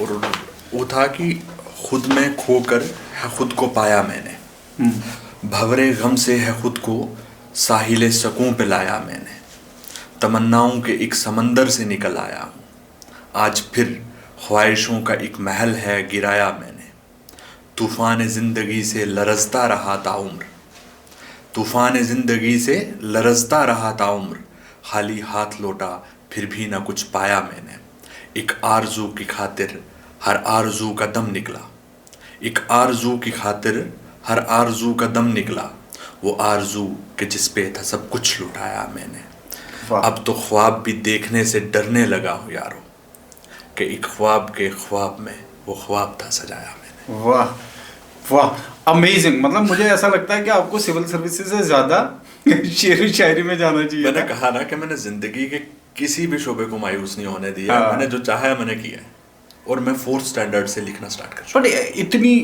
अच्छी उर्दू आपको आई कहाँ से? क्या आपने बचपन से 10th तक जैसे नॉर्मली होता है? सर उर्दू और इंग्लिश विरसे में मिली है। पापा मतलब उर्दू में भी बहुत, उर्दू के भी बहुत अच्छे टीचर रहे हैं और इंग्लिश के भी बहुत टीचर रहे हैं। मतलब ऐसे तो वो इंग्लिश के टीचर थे जो कागजी रिकॉर्ड पढ़ाते थे, बट उर्दू भी बहुत अच्छा पढ़ा लेते थे। बट क्या ये विरासती मिला है आपको शायरी? शायरी विरासती नहीं मिली है, शायरी में मैं पहला हूँ अपनी फैमिली का। शायरी विरसे, शायरी में पहले आप? शायरी में मैं पहला हूँ, शायरी विरसे मैंने मिली है। हर इमोशंस को आपने चैनलाइज किया है। आई एम श्योर आपका रिजल्ट का इमोशन भी आपने किसी शायरी में डाला होगा। सर रिजल्ट थोड़ा, मैं उस चीज़ में जाना नहीं चाहूँगा, थोड़ा स्ट्रगलिंग रहा है तो वो तो इनिशियल टाइम जब आपका रिजल्ट आया, इनिशियल टाइम में लिखा था मैंने कुछ, बट मुझे एग्जैक्टली याद नहीं है। अच्छा, बिकॉज मतलब टू बी ऑनेस्ट मैंने इंग्लिश में अराउंड 200-250 पोएम्स इंग्लिश में लिख ली हूँ, इतना उर्दू में लिखा हुआ है, बहुत कंटेंट पड़ा हुआ है। तो आपको नहीं लगता कि आपको किताब छापनी चाहिए? सर पहले अब चीज़ एक बंदे ने मुझे समझाई थी कि भाई जब तक आपके पास ऑडियंस ना हो तो ऐसा कंटेंट बाहर नहीं निकालना। अब देखते हैं, डिपेंड करता है। आप अगर इसमें अगर हमारे ऑडियंस को पसंद आया तो, और अगर हमारी ऑडियंस ने ये बोला है कि हमें सर की शायरी और सुननी है, तो डेफिनेटली, तो फिर हम जो एक पॉडकास्ट आपके साथ करेंगे वो सिर्फ और सिर्फ शेर व शायरी का करेंगे। जब बुलाएंगे तो तब क्या आपके पास इतना कंटेंट है कि पूरा बिल्कुल 1 घंटा आप शेर व शायरी मुझे बता दीजिएगा। एक्चुअली द थिंग इज कि जो मैंने लिखा है उसको मैं पढ़ नहीं पाऊंगा, फिर मुझे थोड़ा दिमाग में बिठा के आना पड़ेंगे चीज़ें, तो कोई बात नहीं, आ जाएंगे, कर लेंगे, फिर बात करेंगे। ठीक है, अमेजिंग। अब आते हैं आपके प्रिपरेशन का। जैसे हमने बोला कि आपके प्रिपरेशन का हार्ड लेवल X10 था बाकी लोगों से, बट कैसे आप शुरू करते थे दिन? मतलब जैसे मैं चाहूँगा कि आप मुझे पूरा एक दिन का, एक नॉर्मल डे का, अपनी प्रिपरेशन का सिस्टम बता दें कि कैसे सुबह शुरू करते थे, शाम को ख़त्म करते थे। मुझे पापा बोलते थे कि तू उल्लू वाली हरकतें करता है। वो क्या? वो ये थी कि फजर पढ़ के सो जाना, 12 बजे उठ जाना, एंड फिर फजर पढ़ के सो जाना। अराउंड 15 से 16 घंटे की सेल्फ स्टडी रहती थी मेरी। तो इस तरह से अब ड्यूरिंग पीएचडी ये किया कि फ़ोन पकड़ा एंड जो कंटेंट लगा, मैंने लिटरेचर पढ़ा, देखा, उसको रिकॉर्ड कर लिया और किसी को दे दिया, टाइप करके दे दिया, और वो सुपरवाइज़र को भेज दिया कि भाई अब इसमें देख लो, आप जो गलतियां हैं उसको करेक्ट करके दे दो। तो इस तरह से चलता गया सर। जो मतलब आप ये बोल रहे हैं कि वैसे तो नॉर्मल है बड़ा आज ये कि दिन भर सोना लोग बच्चों का और रात भर पढ़ना। मेरी 6 घंटे की नींद होती थी, 6 से 7 घंटे, और रात भर मैं पढ़ता था। तो मतलब आप मैक्सिमम टाइम, क्योंकि ज़रूरत भी थी तो मैक्सिमम टाइम आप पढ़ाई में देते, टाइम लगाना पड़ता था, राइट। और उसमें भी मतलब अगर आप जितना 7-8 घंटे में पढ़ रहे हो, मुझे 16 घंटे में पढ़ना पड़ रहा था। और मतलब आपकी प्रोडक्टिविटी 7 घंटे की और मेरी 16 घंटे की बराबर होती थी, तो मुझे कंपैरेटिवली ज़्यादा टाइम देना। तो बट वन कैन इमेजिन कि आप वहीद की जो पढ़ाई का जो सफ़र रहा है, अगर 18 में आपने शुरू किया, बिना पढ़े आपने पहला अटेम्प्ट दिया, देन उसको तो 22-23 में मैं सिर्फ ये बोलना चाह रहा हूँ कि सपोज़ एक इंसान जिसके पास सब कुछ, मतलब आंखें भी है, चल सकता है, फिर सकता है, समझ सकता है, जिसके पास विजुअली या इस तरह के कोई चैलेंजेस नहीं है, उसका 1 साल का प्रिपरेशन और आपका 3 साल का preparation, it is as good as the same. बिल्कुल रहेगा। और इससे आप अंदाज़ा लगा सकते हो कि आप लोग को सीरियसली, मतलब इस पूरे कॉन्वर्सेशन में कितनी सारी इंस्पिरेशन आपको मिलनी चाहिए। मैं ही नहीं बोल रहा हूँ कि चैलेंजेस नहीं होते, of course everybody faces the challenges, और चैलेंज लाइक दिस जिसमें आपके पास कोई ऑप्शन नहीं है, but get up and do it.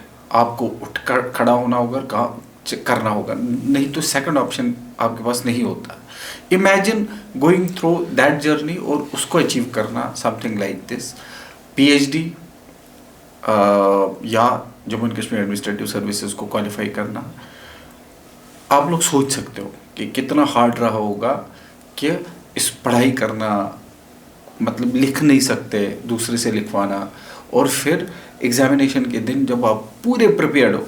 Normally क्या होता है कि आपको बस मसल मेमोरी डेवलप की होती है, क्योंकि आपने ऑलरेडी बहुत कुछ लिखा होता है, तो आप टाइम के हिसाब से अपने आप को उस जगह पर एडजस्ट करते हो, उसी से आपका रैंक इम्प्रूव होता है, उसी से आप जो आप सोचते हो वही लिखते हो। तो वन कैन इमेजिन कि ये जो सिचुएशन, अगर इस सिचुएशन से कोई निकल के आया है तो आप किसी भी सिचुएशन में निकल के आ सकते हो। बट चलो, इनकी कंटिन्यूशन में तो हम बाद में और भी सारी स्टोरीज इनसे, जब हमने शेर व शायरी का एक पॉडकास्ट करना ही है तो उसमें हम आपकी बहुत सारी और स्टोरीज आप लोगों तक पहुंचाएंगे।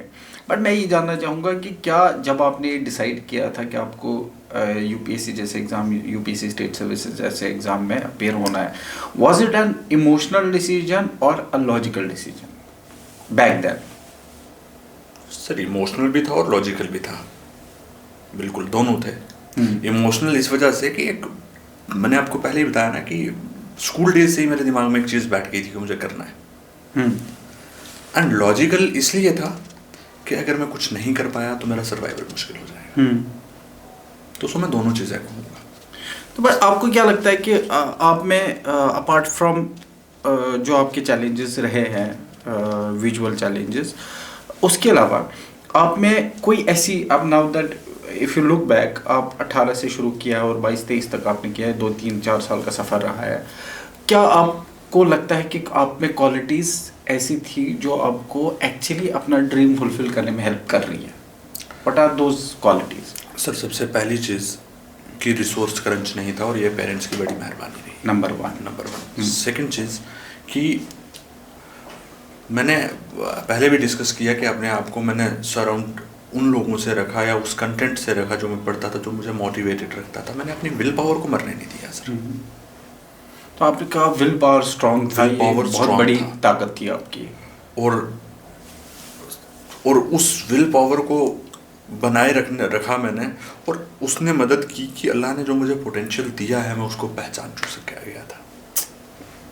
मतलब माइंड में एक चीज़ बैठ जाती है कि मतलब ऐसे तो नहीं है कि मतलब एक एक्शनलेस थॉट था कि मुझे केएएस करना है, सॉरी थॉटलेस एक्शन था कि मुझे केएएस करना है। मतलब मुझे पता था कि मैं क्या कर सकता हूँ, तभी मेरा माइंड इस तरफ गया। अदरवाइज शायद मैं कोई छोटी मोटी जॉब भी कर सकता था। हाँ राइट। तो अपने पोटेंशियल को मैं पहचान गया था। मुझे अंदर से एक फीलिंग आती थी हाँ मैं कर सकता हूँ, तो बस उस पर वर्क किया। और मेहनती तो मम्मी पापा ने बचपन में मार मार के बना ही दिया था सर। आपको क्या लगता है 1 से लेकर 10 तक आप कितने मेहनती हो? मतलब अगर 1 to 10 का स्केल में। तो कुछ नहीं कह सकते, लेकिन नहीं, जब आप पढ़ाई के एटलीस्ट पढ़ाई के नहीं, टाइम। ये देखने वाले का नजरिया हो सकता है, इसमें मैं कुछ नहीं कह सकता ना। मार आपने बहुत खाई है, आप ये बोल रहा ये हूँ। बिल्कुल खाई है। आपने मदर से ज्यादा मार खाई है फादर से? मम्मा से ज्यादा मार पड़ी है। मम्मा से बहुत मार पड़ी है सर। और आप अदरवाइज किन के क्लोज? आप मेरे से बड़ी जो सिस्टर है उनके साथ close हूँ। आपके सिबलिंग्स कितने हैं? मतलब 4 हैं सर। 4 भाई 4 बहन बहन हैं। हैं। और जो बाकी सिबलिंग्स है वो उनका कोई आई साइट का इस तरह का नहीं, कोई कुछ भी नहीं है। कुछ भी एक्चुअली नहीं फैमिली में एक जेनेटिकल डिसऑर्डर है। तो ये जहाँ पे क्लोज कजन्स मैरिजेस हुई हैं है? हाँ, मतलब दैट इज साइंटिफिकली जो होता है, इस वजह से था ये। थोड़ी सी वजह से हमारी फैमिली में मतलब हर जगह जहाँ पे भी क्लोज कजन्स में मैरिजेस हुई हैं तो वहाँ पे कोई ना कोई एक बंदा हर फैमिली में मिल जाएगा आपको।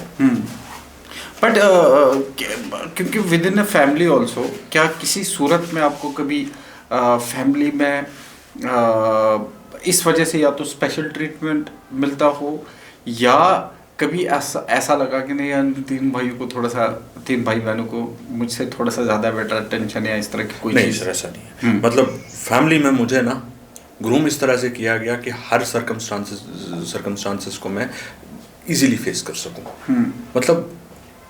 मतलब ये चैलेंज है, आने वाले दिनों में बहुत प्रॉब्लम्स आएंगी। मुझे ग्रूम ही इस तरह से किया गया है कि मैं उन प्रॉब्लम्स को फेस कर सकूं। ना कोई स्पेशल ट्रीटमेंट, और ना ही ये किया गया कि यार इसको ये दिक्कत है तो इसको थोड़ा सा भाई बहनों में तो ऐसा होता भी नहीं है, अपने घरों नहीं, में भाई बहनों में नहीं, पेरेंट्स के लेवल पे कभी Parents ऐसा के नहीं level हुआ। उन्होंने मुझे ट्रीट ही ऐसे किया जैसे दूसरे 3 हैं। आई एम क्वाइट नॉर्मल, और मुझे उन्हीं की तरह से ग्रूम किया गया ताकि मैं हर चैलेंज को बहुत इजीली फेस कर सकूं। राइट। किसी पार्ट में मुझे ना तो इग्नोर किया गया है, हाँ पेरेंट्स के लेवल पे स्पेशल ट्रीटमेंट मिला होगा मुझे, डेफिनेटली कई जगह पे मिला होगा, लेकिन इग्नोर नहीं कभी किया गया कि यार इसको दिक्कत है तो इसको इग्नोर कर दिया जाए, ऐसा कुछ नहीं हुआ। बहुत नॉर्मल इन्वायरमेंट में मुझे ग्रूम किया गया। और शायद यही सबसे बड़ा रीज़न है कि लाइफ में जो चैलेंजेस आते गए मैं उनको फेस करता गया। अगर मुझे बचपन से ही स्पेशल ट्रीटमेंट मिलता होता तो शायद चैलेंजेस को फेस करना मेरे लिए मुश्किल हो जाता। राइट। ये भी एक बहुत बड़ा कंट्रीब्यूशन था पेरेंट्स का। अगर आपने जैसे आपका सफ़र शुरू हुआ है और हम ये बोलते हैं कि आपको वापस में 18 साल में ले जाऊंगा, 19 साल 20 साल में, जब आपने एग्ज़ाम पहली बार सोचा हो लिखने के लिए, और क्या कुछ ऐसी गलती आपने की है इस प्रिपरेशन में? 2-3 गलतियाँ जो आप अब यंगर सेल्फ को बोलोगे भाई ये गलती तो कभी मत करना। कुछ 2-3 गलतियाँ ऐसी हुई हो? सर क्लैरिटी नहीं थी। मतलब बीच में आपको मैंने बताया कि मेरा माइंड पीएचडी की तरफ बन गया कि मुझे एकेडमिक्स में जाना, मैंने टोटली प्रिपरेशन छोड़ दी। तो बट 2 नाव में आप दोनों होने की कोशिश कर रहे थे। और द बेस्ट पार्ट वाज, शायद अगर वो ना होता तो मैं नहीं कर पाता, कि कोविड आ गया। ठीक है, कोविड की वजह से एडमिशन्स डिले हो गई, और जब मेरी एडमिशन हुई भी तो अलीगढ़ मुस्लिम यूनिवर्सिटी कुछ टाइम के लिए बंद रहा और मैं घर पे था। तो वो प्रिपरेशन का टाइम मिल गया। अगर ऐसा ना होता तो शायद मेरे लिए मुश्किल होता। 2 नाव में सवार नहीं करना है, आपको बहुत क्लियर हो जाना चाहिए। आज के टाइम में तो एटलीस्ट 10th 12th के बाद इन बच्चे को बहुत क्लियर होना चाहिए कि भाई मुझे क्या करना है, और एफर्ट्स को वहीं पे पुट करना चाहिए जहाँ पे जो उसको करना है। मतलब इधर मुझे ये भी करना है, उधर मुझे वो भी करना है, उधर वो भी करना है, तो वो अल्टीमेटली बहुत प्रोडक्टिव नहीं रहता अगर किस्मत बहुत अच्छी ना हो तो। अदरवाइज कोई सोर्स ऑफ इंस्पिरेशन जो यूपीएससी क्वालिफाइड आईएएस या स्टेट में कोई पर्टिकुलर इंसान आपको इंस्पायर किया हो, जिनकी जर्नी देख के आपको लगा कि मज़ा आ गया? सर एक हीरा सिंगल मैडम आई थी शायद, वो लिम्स हीरा सिंगल मेरा ख्याल है 2015-16 बैच की थी। हीरा वो डिसेबिलिटी से रैंक 1 थी। हाँ, फिर एक आईएफएस थी, वो शी वाज टोटली ब्लाइंड, नाम मुझे याद नहीं है। उनका इंटरव्यू एक बार मुझे पापा ने व्हाट्सएप पे सेंड किया था कि देख। तो बचपन की इंस्पिरेशंस पापा के स्कूल्स में तो मतलब चक्कर लगते रहते थे ब्यूरोक्रेट्स के, तो बचपन की इंस्पिरेशंस वो तो मतलब आपको डोजेस, मोटिवेशनल डोजेस आपको लगातार पढ़ते रहते मतलब मैं आपको कह रहा हूँ ना कि जब भी मैं डिमोटिवेट हुआ हूँ, अल्लाह ने कोई ऐसा करिश्मा करके दिखा दिया कि मैं एकदम फ्रेश एनर्जी से लग जाता। सेल्फ डाउट्स को कैसे टैकल करते थे, अगर कभी भी सेल्फ डाउट हुआ तो? डिस्कस कर लेते थे सर अपनी प्रॉब्लम्स को। कुछ मेरा फ्रेंड सर्कल बहुत लिमिटेड है, लेकिन बहुत अच्छे लोग हैं, तो डिस्कस कर लेते थे, बात कर लेते थे। कितने लोग हैं आपके फ्रेंड सर्कल में जो आपको थ्रू आउट आपके साथ? क्लोज फ्रेंड सर्कल तो सर ये नहीं, बहुत सारे 8-10 लोग हैं, 5-6 लोग होंगे जो मेरे बहुत क्लोज हैं, लेकिन अब नाइंसाफी हो जाएगी किसी एक का नाम छूट गया। गया। We will not take names, but 6-7 रहे हैं जो मेरे बहुत क्लोज हैं, उनके साथ आप डिस्कस करते थे कभी भी कोई डाउट हुआ तो? बिल्कुल। स्पेशली उन बच्चों के लिए जो किसी सूरत में कोई भी डिसेबिलिटी से गुजर रहे हैं और इन एग्ज़ाम्स के लिए प्रिपरेशन कर रहे हैं, तो किस तरह की डिसेबिलिटीज़ है इसमें, और क्या क्या उनको किस तरह की रिजर्वेशन है, स्पेशली हमारे state services, Jammu and Kashmir state services में? तो आप थोड़ा सा उसको हेल्प करें। देखें, अगर हम central services as well as JNK दोनों को ले लें तो हमारा पॉलिसी फ्रेमवर्क जो है ना डिसेबिलिटीज़ को लेके वो बहुत अच्छा है। 4% रिजर्वेशन है, हॉरिजेंटल रिजर्वेशन है, उसमें फर्दर बाइफर्केशन है, visual disability, hearing, locomotor and cerebral disorder. ठीक है, मतलब लेट अस एज्यूम कि 4 सीट्स हैं डिसेबिलिटी के लिए हॉरिजेंटल रिजर्वेशन में, और इन 4 डिसेबिलिटीज़ में भी ये फर्दर बाइफर्केशन होगी कि एक सीट इन 4 डिसेबिलिटीज़ को जाएगी। अब सपोज मेरा विजन का इशू है तो मैं किसी लोकोमोटर डिसेबिलिटी वाले की सीट नहीं ले सकता, वो उसी की है, चाहे मेरिट में मैं जितना मर्जी ऊपर हो जाऊँ। फर्स्ट चीज़। सेकेंड चीज़ है कि एक बेंचमार्क सेट कर दिया है वो गवर्नमेंट ऑफ इंडिया ने कि वो है 40%। 40% बेंचमार्क है कि 40% से below 40% disability is the benchmark, कि इससे अबव जो भी डिसेबिलिटी है दे पीपल आर इक्वल, उनको compete करना है डिसेबिलिटी कैटेगरी में, लेकिन उससे बिलो जो है वो डिसेबिलिटी का बेनिफिट नहीं ले सकते। एंड जो बहुत बड़ी प्रॉब्लम हमारी यूटी में क्या थ्रू आउट कंट्री बोलूँगा मैं आज, क्योंकि एक वो पूजा खेड़कर शायद नाम यही था, वहाँ से लेके और हमारे यहाँ तक कि फेक डिसेबिलिटीज का बहुत सर्टिफिकेट्स का बहुत ज़्यादा पेरेवेलेंस हो चुका है। तो उस चीज़ को मैं सिस्टम से भी रिक्वेस्ट करूँगा और सोसाइटी से भी रिक्वेस्ट करूँगा कि ऐसे सर्टिफिकेट्स को मतलब रिजेक्ट करवाने की कोशिश करें, ना इशू करें। हाँ, एक तो अथॉरिटीज ना इशू करें, और अगर सपोज आपके अराउंड कोई ऐसा बंदा है जो उसने ऐसा सर्टिफिकेट इशू करवा लिया किसी ना किसी तरह से, उसके सर्टिफिकेट कैंसिल करवाने की कोशिश करें। रीजन बीइंग कि एक बंदा जो स्पेशली एबल्ड है, जो फिजिकली चैलेंज्ड है, वो एक नॉर्मल इंसान के कंपैरिजन में 10 गुना मेहनत करके उसके बराबर पहुंच पाता है, और अगर सिस्टम के इस तरह के फ्लॉज होंगे वो उसको डिमोटिवेट कर देंगे। आप सपोज ST की किसी ने फेक बना ली, that is not okay, but मतलब सपोज मेरी ST है, मैं एक शेड्यूल ट्राइब हूँ और एक साथ में एक और बंदा शेड्यूल ट्राइब है, एटलीस्ट अगर वो भी देख सकता है मैं भी देख सकता हूँ, हम पढ़ तो सकते हैं बराबर ना, मैं उसको compete कर सकता हूँ। लेकिन अगर मेरे साथ ऐसे इश्यूज हैं, एक बंदा साथ में है जो अच्छा भला है सर्टिफिकेट लेके आ गया है, तो वो जस्टिफाइड नहीं है।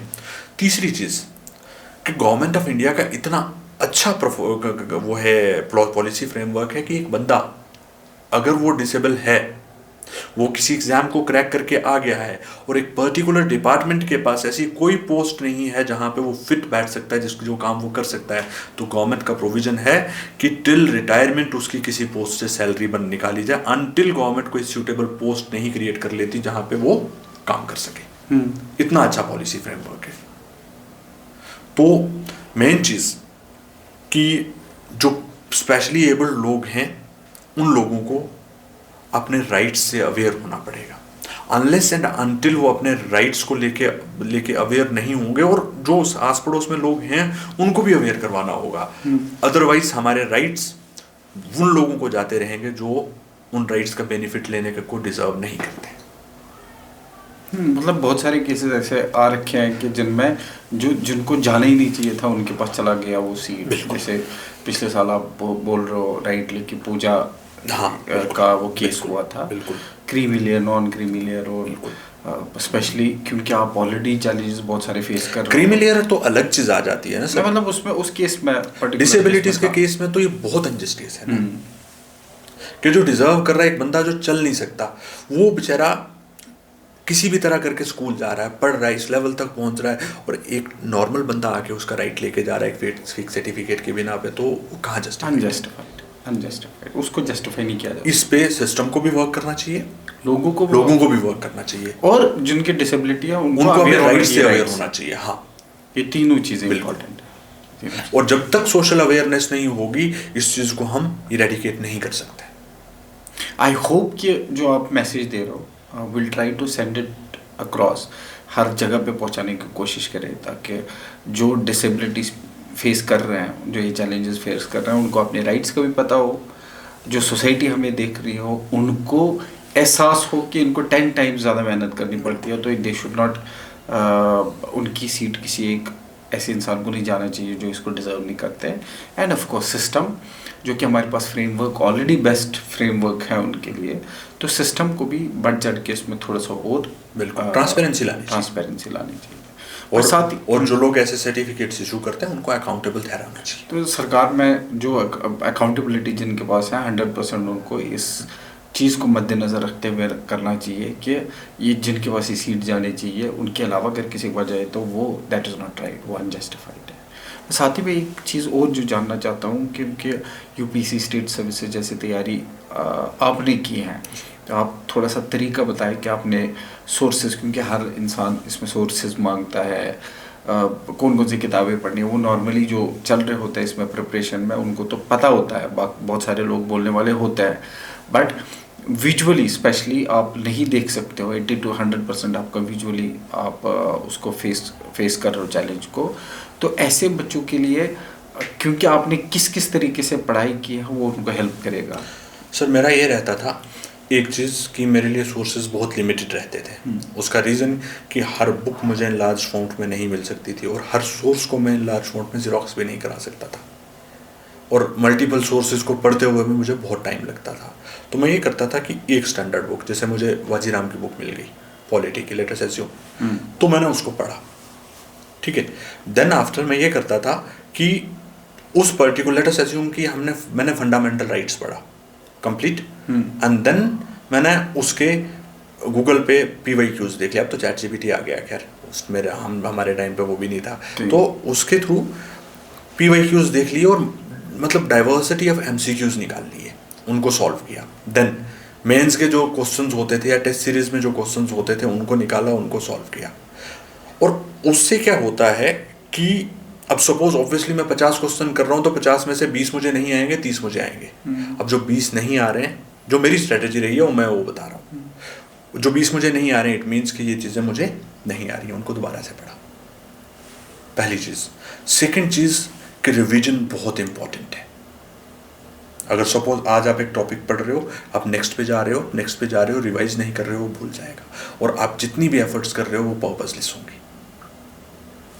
तो अब अगर बुक लिस्ट की बात की जाए तो कॉमन बुक्स हैं, जैसे हिस्ट्री की स्पेक्ट्रम आ गई, लक्ष्मीकांत आ गई, इकोनॉमिक्स के लिए हम विजन के नोट्स देख लेते हैं, या वाजीराम के नोट्स देख लेते हैं, या रमेश सिंह की किताब देख लेते हैं।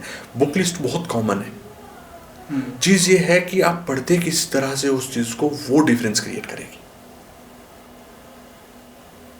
और जो स्ट्रेटेजी मैंने बताई है कि एमसीक्यू सॉल्व में को क्वेश्चन सॉल्व करने हैं, ये सब, इससे आपको एक अपना इवैल्यूएशन भी होता जाएगा कि आप खुद को इवैल्यूएट कर पाओगे कि मैं किस लेवल पे हूँ, क्या जो मैंने पढ़ा है वो पर्पसफुल रहा है या नहीं रहा, तो अकॉर्डिंगली आगे निकलते जाओ। अमेजिंग। मतलब आपको अब जिस भी बच्चे को तैयारी करनी है, एक ब्रॉडली एक पिक्चर मिल गया आपको कि आपको किस तरीके से करना है। ऑफ कोर्स आपके पास जो रेगुलर जो सोर्सेज हैं वो तो आपको करनी है। रिवीजन इज़ वेरी इंपॉर्टेंट, बहुत इंपॉर्टेंट। और क्वेश्चन बैंक जो PYQs है उनको करते रहना, जो नहीं आते अगेन उनके पास उनकी दो चीज़ें जो मैं नहीं कर पाया, एक राइटिंग प्रैक्टिस। इस एग्ज़ाम में ये मैटर नहीं करता है कि आप कितना पढ़ के आए हो, ये मैटर करता है कि आप जो पढ़ के आए हो आप उसको प्रेजेंट किस वे में कर रहे हो। Writing practice is very important, बहुत ज़रूरी है। और यहाँ पे मतलब स्मार्ट स्टडी चाहिए। आपको उन एरियाज को पढ़ना है जहाँ से क्वेश्चंस आ रहे हैं, और वो वहाँ से पता चलेगा कि आप अगर PYQs उठा के देखोगे कि क्या ट्रेंड रह रहा है PSC का या UPSC का, वो किस तरह से क्वेश्चन पेपर सेट कर रहे हैं, तो उस ट्रेंड के अकॉर्डिंगली पढ़ो। पर आपके पॉइंट ऑफ व्यू से हम एक तैयारी में ना एक बोलते हैं कि जब बहुत लिखता है इंसान तो उसका मसल मेमोरी डेवलप हो जाता है। बिल्कुल होता है तो सर। जब आपने क्योंकि अपने हाथ से लिखा है नहीं, तो मसल मेमोरी डेवलप करने में आपको दिक्कत नहीं आई कि जो आपको बाद में किसी को बोल सर मैंने आपको प्रैक्टिस बताई ना कि लेट अस अज्यूम मैंने फंडामेंटल राइट पढ़ा, फंडामेंटल राइट या सिटीजनशिप पढ़ा। अब उसमें मैं लिख तो नहीं सकता था, लेकिन डाइवर्सिटी ऑफ क्वेश्चंस जो है वो मैं देख सकता था। ठीक है, अब मुझे एक क्वेश्चन दिखा, अब मैंने उसका स्ट्रक्चर बना लिया दिमाग में कि भाई मुझे अगर इस तरह का क्वेश्चन, मतलब इस पैटर्न पे या इस तरह का क्वेश्चन आ गया तो मुझे ये चीज़ें देख। मसल मेमोरी मेरी भी बनी, लेकिन एक डिफरेंट वे में बनी। अब वो चीज़ जाहिर सी बात है कि अगर मैं अपने हाथ से कुछ लिख रहा हूँ ना, तो उसको एक तो वो मेरे दिमाग में रहेगा, और दूसरी चीज़ जब मैं रिवाइज करूँगा, रिवाइज करने में बहुत आसानी आ जाएगी। मेरे लिए ये चीज़ डिफ़िकल्ट थी, ज़रूर थी, लेकिन मैंने एक डिफरेंट स्ट्रेटजी से पढ़ा फिर। आप जो लिखते हो बाद में उसको दोबारा पढ़ते हो, फिर आप उसको इम्प्रूव करते हो, वो एक चीज़ होगी। आपने मेंटल फ्रेमवर्क बना लिया, मुझे इस तरह करना है, दोबारा उसको रिविजिट करना उस मेमोरी को। आपके पास मेमोरी। सपोज मैंने आज एक टॉपिक पढ़ा, उसके क्वेश्चंस पढ़े, उसका एक स्ट्रक्चरिंग कर ली मैंने दिमाग में कि मैंने ये आंसर इस तरह से लिखना है, ये चीज़ें इंक्लूड करनी है। जब मैं दूसरे दिन बैठूंगा तो फर्स्ट 15 मिनट्स में मैं वो क्वेश्चंस दोबारा से देखूंगा, देन मैं नेक्स्ट टॉपिक पे जाऊंगा, ताकि वो भी मुझे भूल ना जाए। तो आप ये बोल रहे हैं कि मेमोरी, मसल मेमोरी आपकी भी डेवलप हुई है, बट डिफरेंट वे में। End of course it is very complicated. जो आप बोल रहे हो कि मेमोरी में उसको उतार देना, वहाँ छापना, और बाद में किसी से लिखवाना, और एग्जैक्टली सेम चीज़ उठा के उसको लिखवाना, इधर तो हाथ भी हेल्प करता है, उधर सिर्फ और सिर्फ आप दिमाग में इम्प्रिंट कर रहे हो। बिल्कुल। मतलब कहने को तो आपके पास इतनी सारी चीज़ें हैं शेयर करने के लिए, बट क्योंकि इस वक्त मैं सिंपैथी गेन नहीं करना चाहता, मतलब बहुत प्रैक्टिकल चीज़ें बोलूँगा मैं, वो नहीं बोलूँगा कि अब मुझे नहीं, इट इज़ प्रैक्टिकल जो हमने बात की है। आपने सारी चीज़ें प्रैक्टिकली बोली है। आपने बोला है कि क्या क्या चैलेंजेस आपने फेस किया, आपने बोला कि आपने पढ़ाई कैसे की, रेगुलर स्टडीज जो ईमानदारी से जो चीज़ थी वो आपने बताई है। बट क्योंकि अच्छा लंबा टाइम लिया है हमने, बिफोर कंक्लूडिंग दिस हम एक छोटा सा राउंड करते हैं आपको एज अ पर्सन जानने के लिए, जो रैपिड फायर टाइप का एक राउंड होगा कि जिसमें हम आपको पूछेंगे और आप हमें क्विकली उसका जवाब हमें आपसे चाहिए।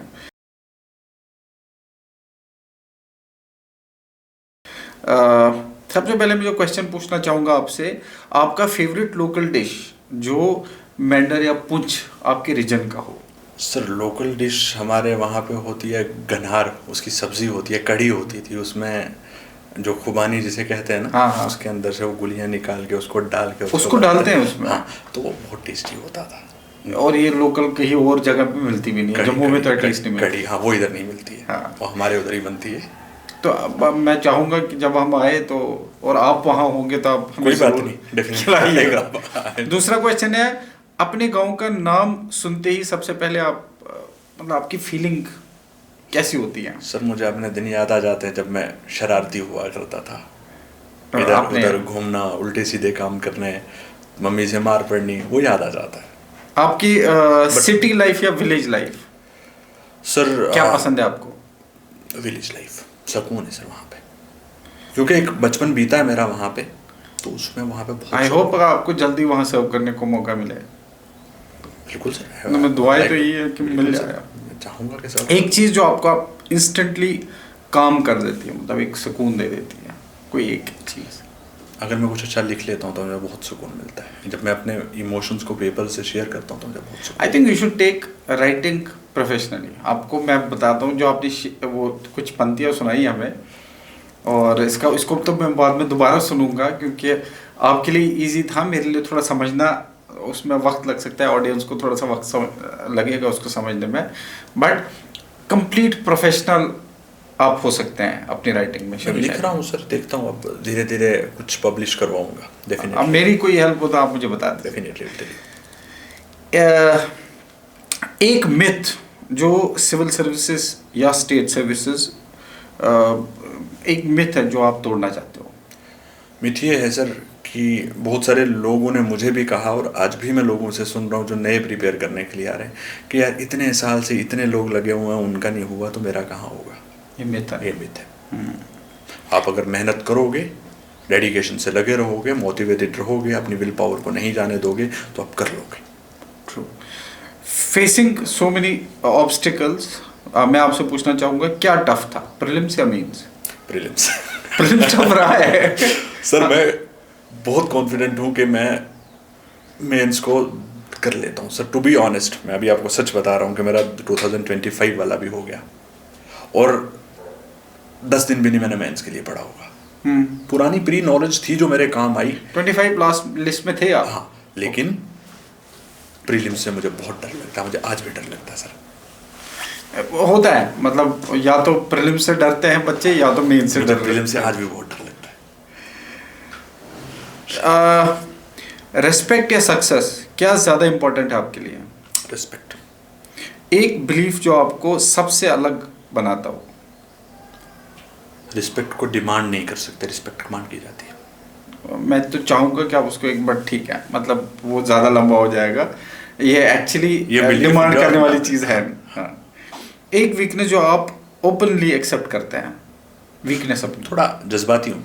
हाँ, मैं तो शेर शायरी करते हैं आप, तो जज्बाती तो होना जरूरी है। जज्बाती, और कभी कभी उससे नुकसान हो जाता है। ठीक है, मतलब नुकसान तो बहुत सारी चीज़ों से होता है, जज्बाती होने से जो नुकसान हो बेयरेबल हो सकता है।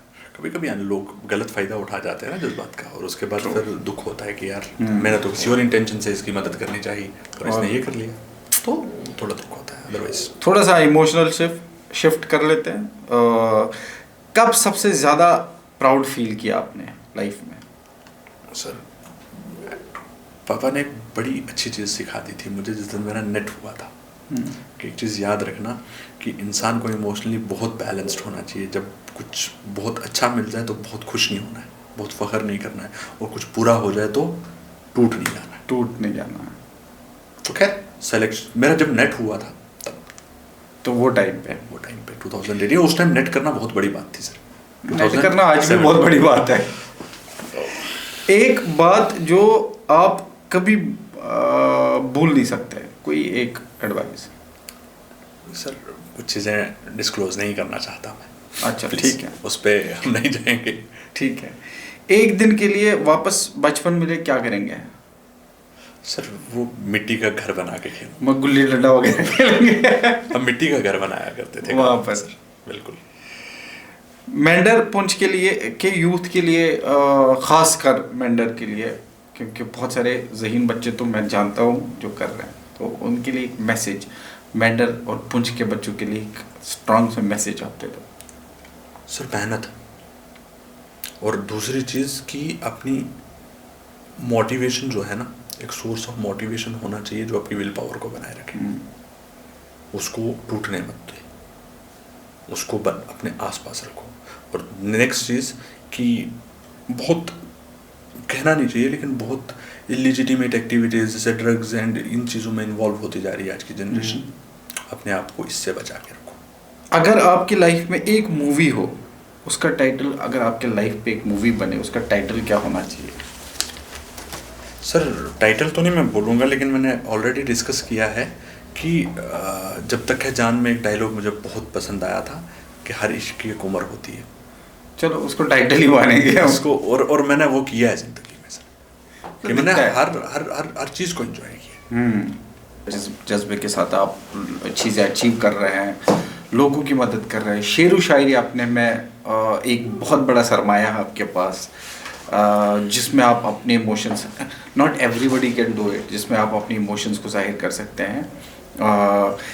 इन सारी चीज़ों को जो है अल्लाह सलामत भी रखे और आपको बेहतर से बेहतर जगह पे पहुंचाए। जो चीज़ आपने इमेजिन भी नहीं की हो, बेस्ट ऑफ द चीज़ें आपके लिए जो है फराहम करे, और आपको आपकी कोशिशों की वजह से ही मिल रहा है सब कुछ, और ऊपर वाला इसी तरह आप पे हाथ रखे, और हमारी दुआएं आपके साथ हमेशा रहेगी। और मैं टुवर्ड्स द एंड एक सारे लोगों के लिए, स्पेशली अगर कोई इस तरह के चैलेंजेस से गुज़र रहा हो कि जो विजुअली हो या कोई भी हैंडीकैप्ड तरीके से कोई सिचुएशन में हो, तो मैं चाहूँगा कि उन सारे लोगों के लिए, क्योंकि you are an inspiration to all of us and to them specially, उनके लिए एक message, and then in general students और पेरेंट्स के लिए एक मैसेज। सर जो तो स्पेशली एबल्ड हैं उनके लिए ये है कि सोसाइटी में बहुत सारे चैलेंजेस आएंगे, बहुत सारे लोग होंगे जो आपको डीमोटिवेट करेंगे, बहुत सारे लोग होंगे जो आपका मजाक भी उड़ाएंगे। उन सब लोगों को इग्नोर करना है, आपको अपनी कैपेबिलिटीज़ पहचाननी है, और इसमें कोई शक नहीं है कि अल्लाह ने आप में बहुत सारी सलाहियतें डाल रखी हैं, तो उनको पहचानना है और उन पर काम करना है। सर पेरेंट्स का ये है कि कभी कभी कुछ, हर जगह भी ये चीज़ होती है कि एक एग्ज़ाम नहीं हुआ तो पेरेंट्स बोलते नहीं तुझसे हो नहीं पा रहा है, ये है वो है।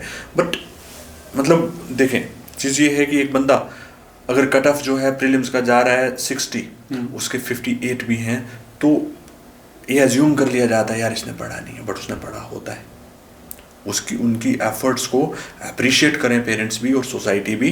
अगर सपोज़ किसी का वाइवा नहीं होता है, किसी का मेंस नहीं होता है, किसी का प्रीलिम्स नहीं होता है, तो उनकी एफर्ट्स को अप्रिशिएट करें सोसाइटी भी और पेरेंट्स भी, ताकि वो बच्चा डिमोटिवेट ना हो।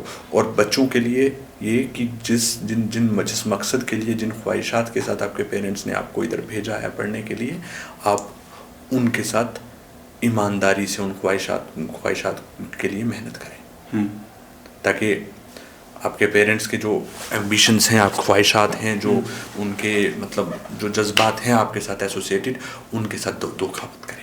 कोई शेर आप सुना दें जो थोड़ा मोटिवेशनल हो, जो इन बच्चों को हेल्प करे। एक शेर है जो मेरे पापा मुझे सुनाया करते थे बचपन में, जो उनसे सुना था, डॉक्टर इकबाल का, कि तुम दिए बादे मुखालिफ से न डर है औकाब, ये तो चलती है तुझे ऊंचा उड़ाने के लिए। कि जो मतलब बहुत तेज़ हवाएं हैं आसमान में जो तेरे अगेंस्ट उधर से आ रही हैं, उनसे मत डर, अपनी हाइट को ऊपर कर ले ताकि तू हवाओं के ऊपर से निकल के जाए। अमेजिंग। मतलब ये तो अपने आप में एक मोटिवेशनल शेर आप सारे लोगों के लिए हो गया, कि जो ये क्लोजिंग स्टेटमेंट हमने एक शेर के साथ क्लोज किया है। और मैं सारे लोगों को बताना चाहूँगा कि क्योंकि हमने इस पर्टिकुलर एपिसोड को, क्योंकि this is the most important serious and inspirational podcast जो हमने आज किया है, और इससे हर तरीके से आपको मोटिवेशन मिलेगा to do well in life, be it in any field in your life. तो मैं बहुत बहुत शुक्रिया आपका अदा करना चाहूँगा, साथ के साथ अपनी ऑडियंस को बोलना चाहूँगा कि आप लोग इस एपिसोड को ज़्यादा से ज़्यादा लोगों तक, ज़्यादा से ज़्यादा स्टूडेंट्स, पेरेंट्स को शेयर करें, ताकि सारे लोग को ये मौका मिले और ये एपिसोड में जितनी हमने स्टोरी शेयर की है वो सुने। Thank you so much. और इसको ज़्यादा से ज़्यादा शेयर, लाइक और सब्सक्राइब करें, और ज़्यादा से ज़्यादा प्यार दें, ताकि हम इनको दोबारा बुला भी सके। शेर व शायरी का एक माहौल भी बनाएंगे, और साथ के साथ कुछ और स्टोरीज़ होगी, आई एम श्योर बहुत इंटरेस्टिंग, वो भी इनसे नेक्स्ट एपिसोड में हम पूछेंगे। Thank you.